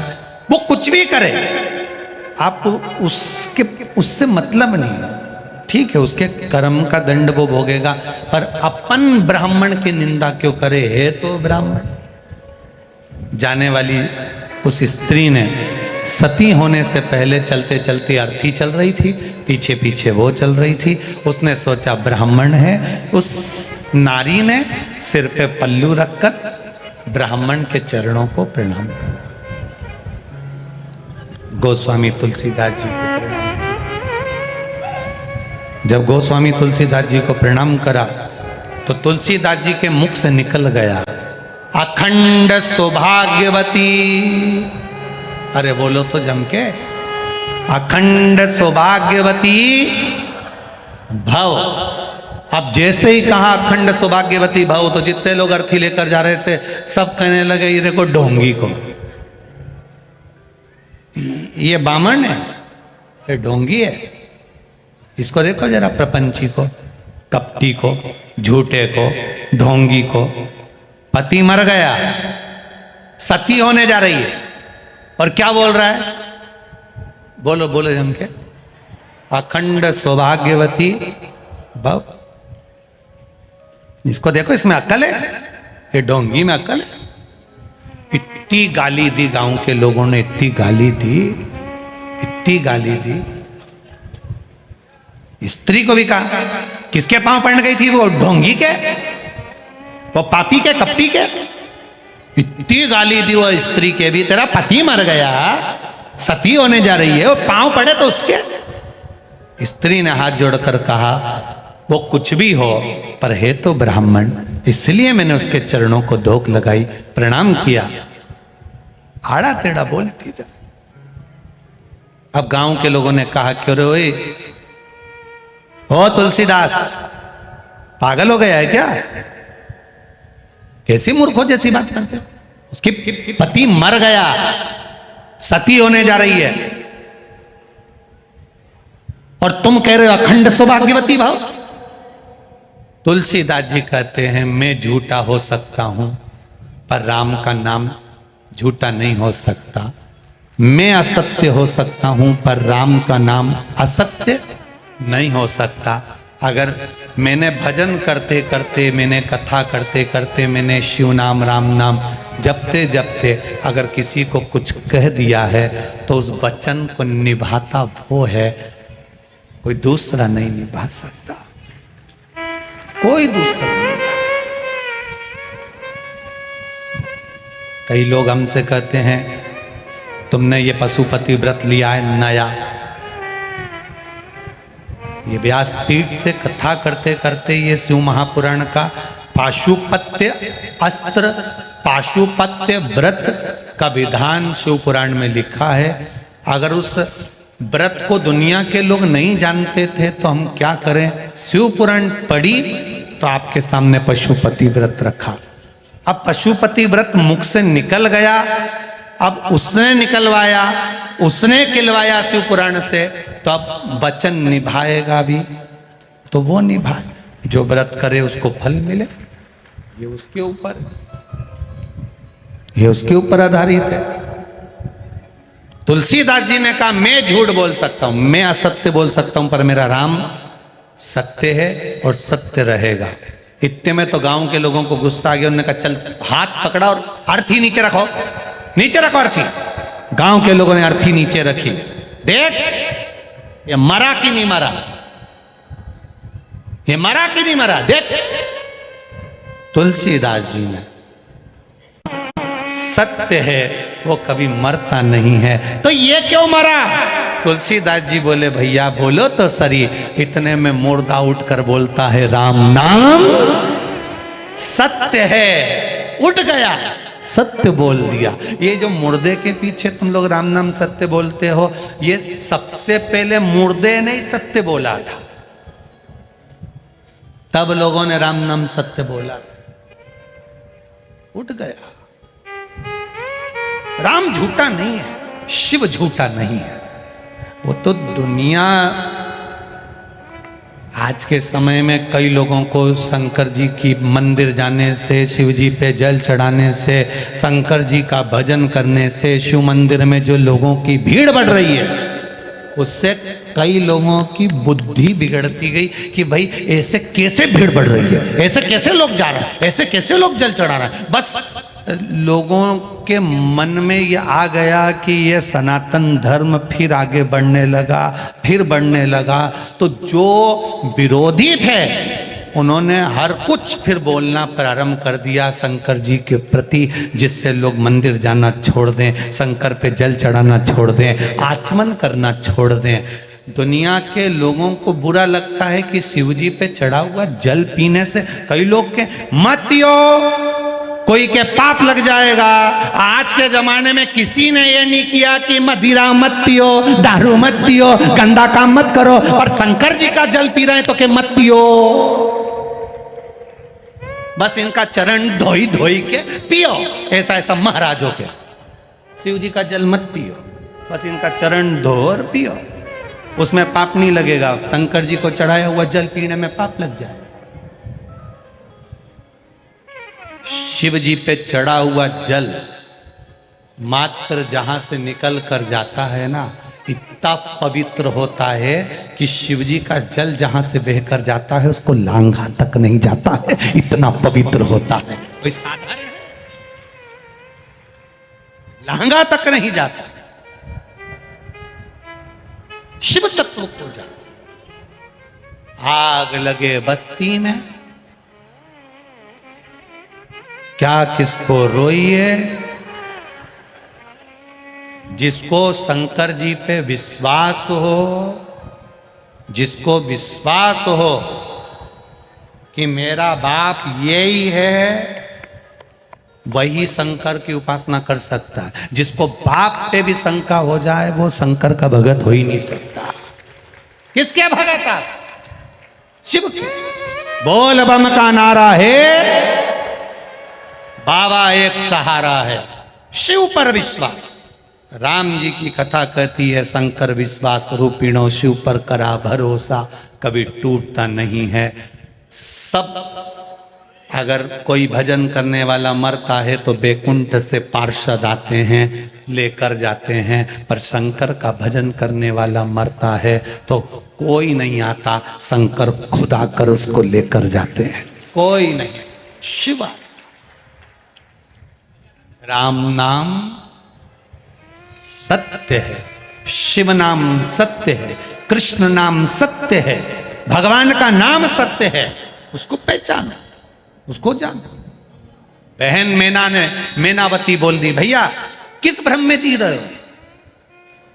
अपनी माता ने, सौम्य दर्शना अपनी माता ने शंकर की आराधना करी है, शिव क्या भजन करा है। अगर आप शंकर का भजन कर रहे हो तो शंकर का भजन करने वाले के साथ अगर कोई धोखा करता है, शिव मंदिर से अगर किसी को दूर किया जाता है तो उसका भी नाम और निशान समाप्त हो जाता है। पहले एक महाराज आए थे, सोफे पे बैठकर बोलते थे खूब कृपा बरसेगी। उन्होंने शंकर जी को घरों से निकाल कर पीपल के पेड़ में धरवा दिया, घरों से शिवलिंग को निकलवा कर छिपरा में ठंडा करवा दिया, घरों से शंकर जी का शिवलिंग सब ने निकाल के रख दिया। शंकर जी घर में नहीं होना चाहिए।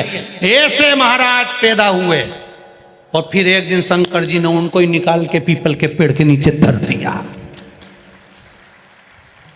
अब एक और पैदा होगा, शिव जी पे चढ़ा जल मत पियो, शंकर जी का भजन मत करो, और पैदा होते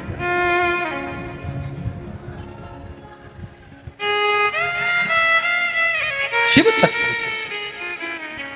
शिव पूजा। इस शिव महापुराण में जो जो लिखा है उसको दिल से आप लोगों के बीच में वर्णन करने का ये मौका मिलता है। शिवपुराण जो शंकर जी को भीतर उतार लिया, उसने अपने दुखों को इसमें कितने पत्र हैं ऐसे, किस किस पत्र को पढ़े, इतने पत्र हो, इतना अच्छा अच्छा बात आप लोग लिख दिए हैं।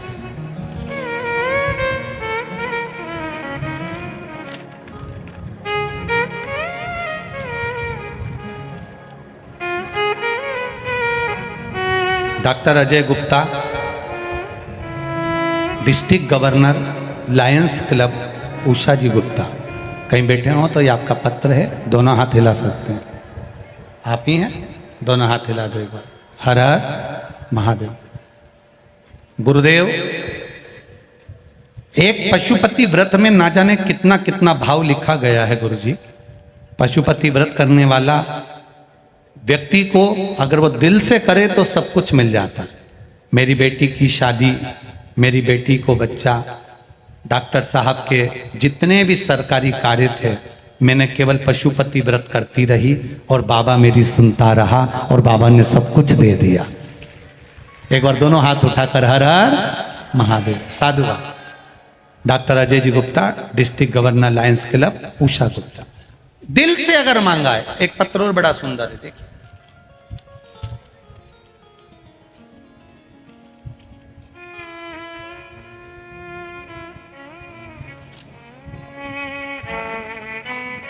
शम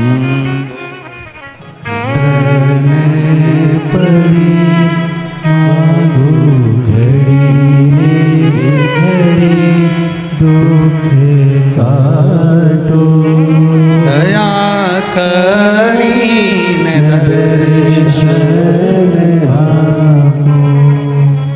मैं उषा पटेल, देवास इटावा से हूँ। कहीं बैठी हो तो हाथ हिलाइएगा। उषा पटेल, देवास इटावा। कहीं बैठी हो तो दोनों हाथ ऐसे हिला देना।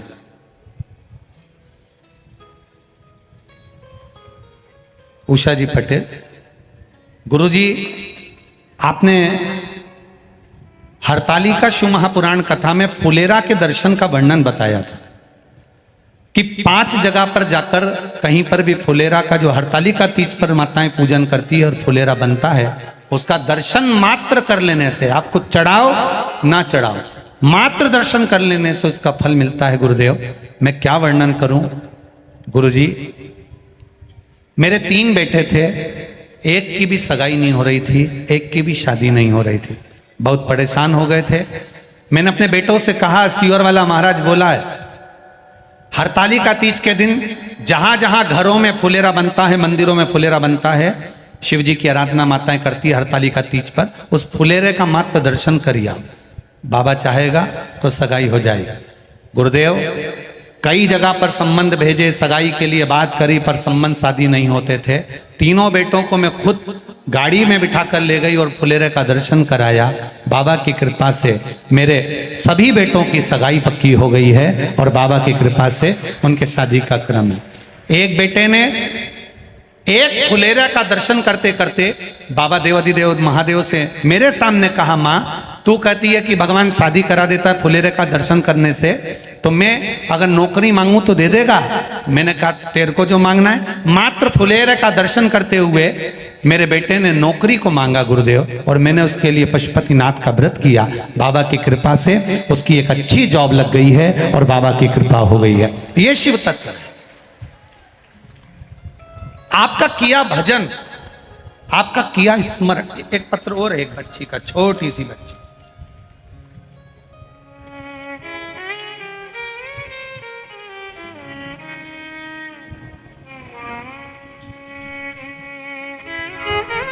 मैं पेप कुंवर, जादौन, मुरादापुर, लोदिया की रहने वाली हूं। कहीं बैठी हो तो हाथ हिलाइएगा। कहीं बैठी हो तो हाथ हिलाइएगा। मैं पेप कुंवर, जादौन, मुरादपुरा, लोदिया की रहने वाली हूं। मैं भोलेनाथ का क्या वर्णन करूं गुरुदेव। टीवी पर कथा सुनती हूं। मेरी बहू को 8 महीने की सोनोग्राफी में बच्चे के अंदर जो बच्चा था उस बच्चे के पेट में गठान बता दी थी। हम बहुत घबरा गए थे। मेरे यहाँ दूसरे दिन बहू को ही हमने रुद्राक्ष का जल पिलाना प्रारंभ कर दिया। रुद्राक्ष का जल पिलाते रहे गुरुदेव।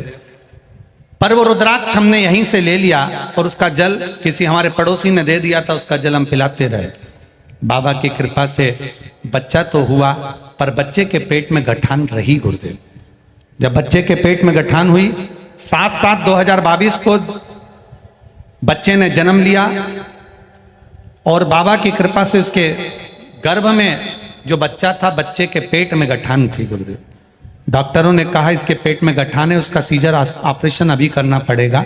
वो गठान गली नहीं थी गुरुदेव।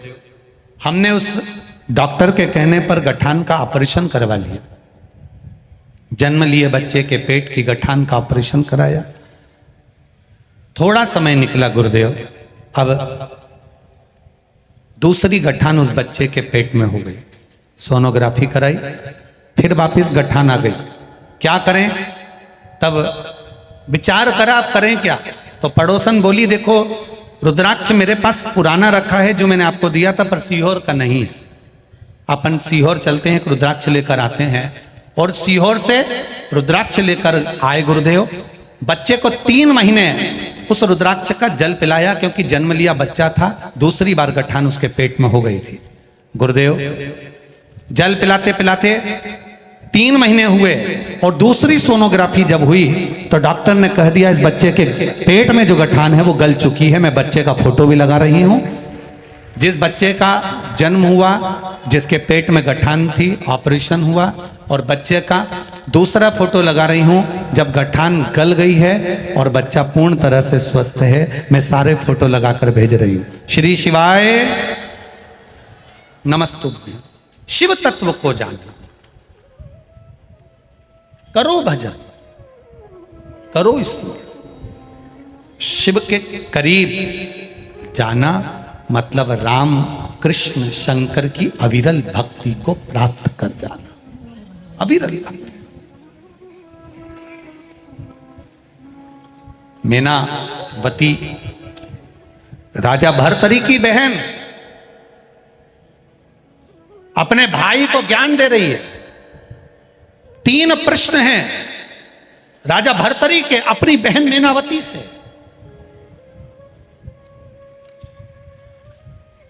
इस अवंतिकापुरी का इतिहास, इस अवंतिकापुरी की रच का महत्व, इस अवंतिकापुरी का जीवन का एक आनंद राजा भर्तरी की बहन से किए गए प्रश्नों में जो उत्तर दिए गए हैं, उसने राजा भर्तरी को संत बना दिया, एक गुफा में प्रवेश करा दिया।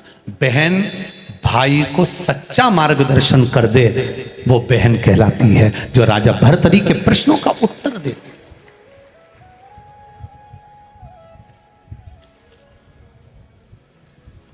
जैसे देवराज नाम का ब्राह्मण अंत समय में प्राण त्याग कर शिवधाम जाता है। चंचूला का पति बिंदु प्रेत योनि में पड़ने के बाद चंचूला शिव तत्व को जानती है, शंकर भगवान का भजन करती है।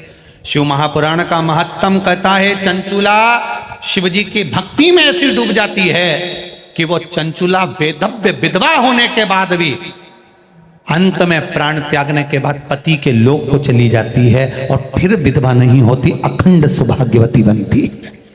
वो चंचूला का चरित्र शिव महापुराण वर्णन।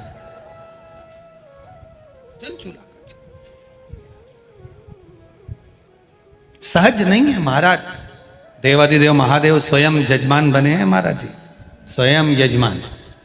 यहाँ जितने यजमान बैठे हैं अपने बाबा की कृपा समझना कि महाकाल राजा के रूप में आप लोग बैठे हो, शिव तत्व के रूप में बैठे हो। शिव की कृपा है आप पर। पुण्य की गुल्लक भराई होगी तब जाकर ये शिव महापुराण की कथा मिली।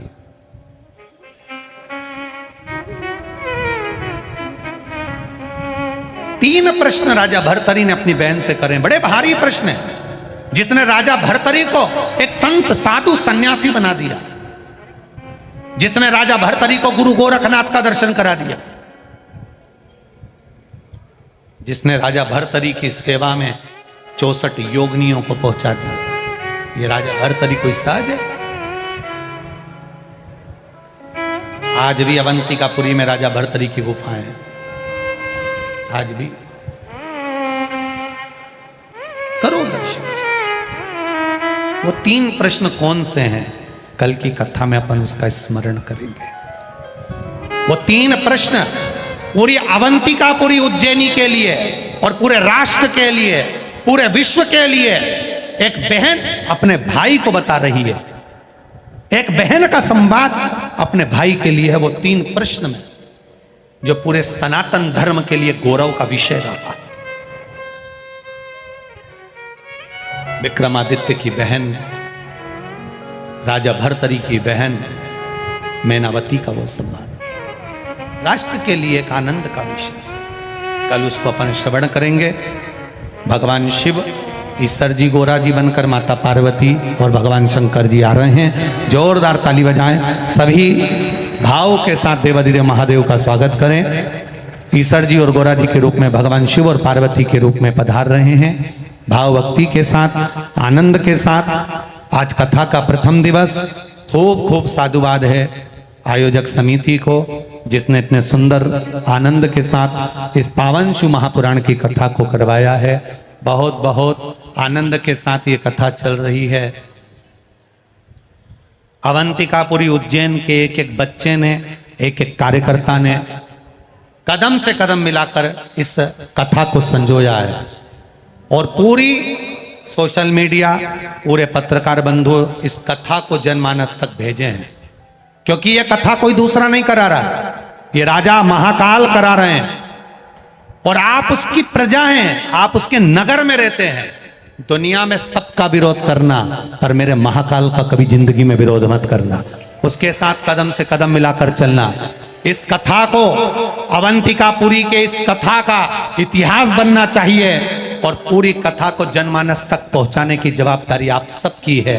सोशल मीडिया हो, पत्रकार बंधु हो, इस उज्जैनी की कथा आपके जीवन का ऐसा आनंद रहे कि हमारे राजा ने जो हमको दिया, ये कलम, ये हाथ हमारे महाकाल राजा ने दी है, इसको जनमानस तक पहुंचाएं और फिर एक नया कुंभ, फिर एक नया इतिहास रचें। उस आनंद के साथ इस कथा को आज प्रथम दिन में विराम दे रहे हैं। सभी यजमान परिवारों को साधुवाद देते हुए पहले दिन की कथा विराम की ओर ले रही है। कथा का आनंद लेंगे, आरती की ओर अग्रण्य होंगे। थोड़ी सी सूचना, इसके बाद आरती का क्रम प्रारंभ होगा। हर हर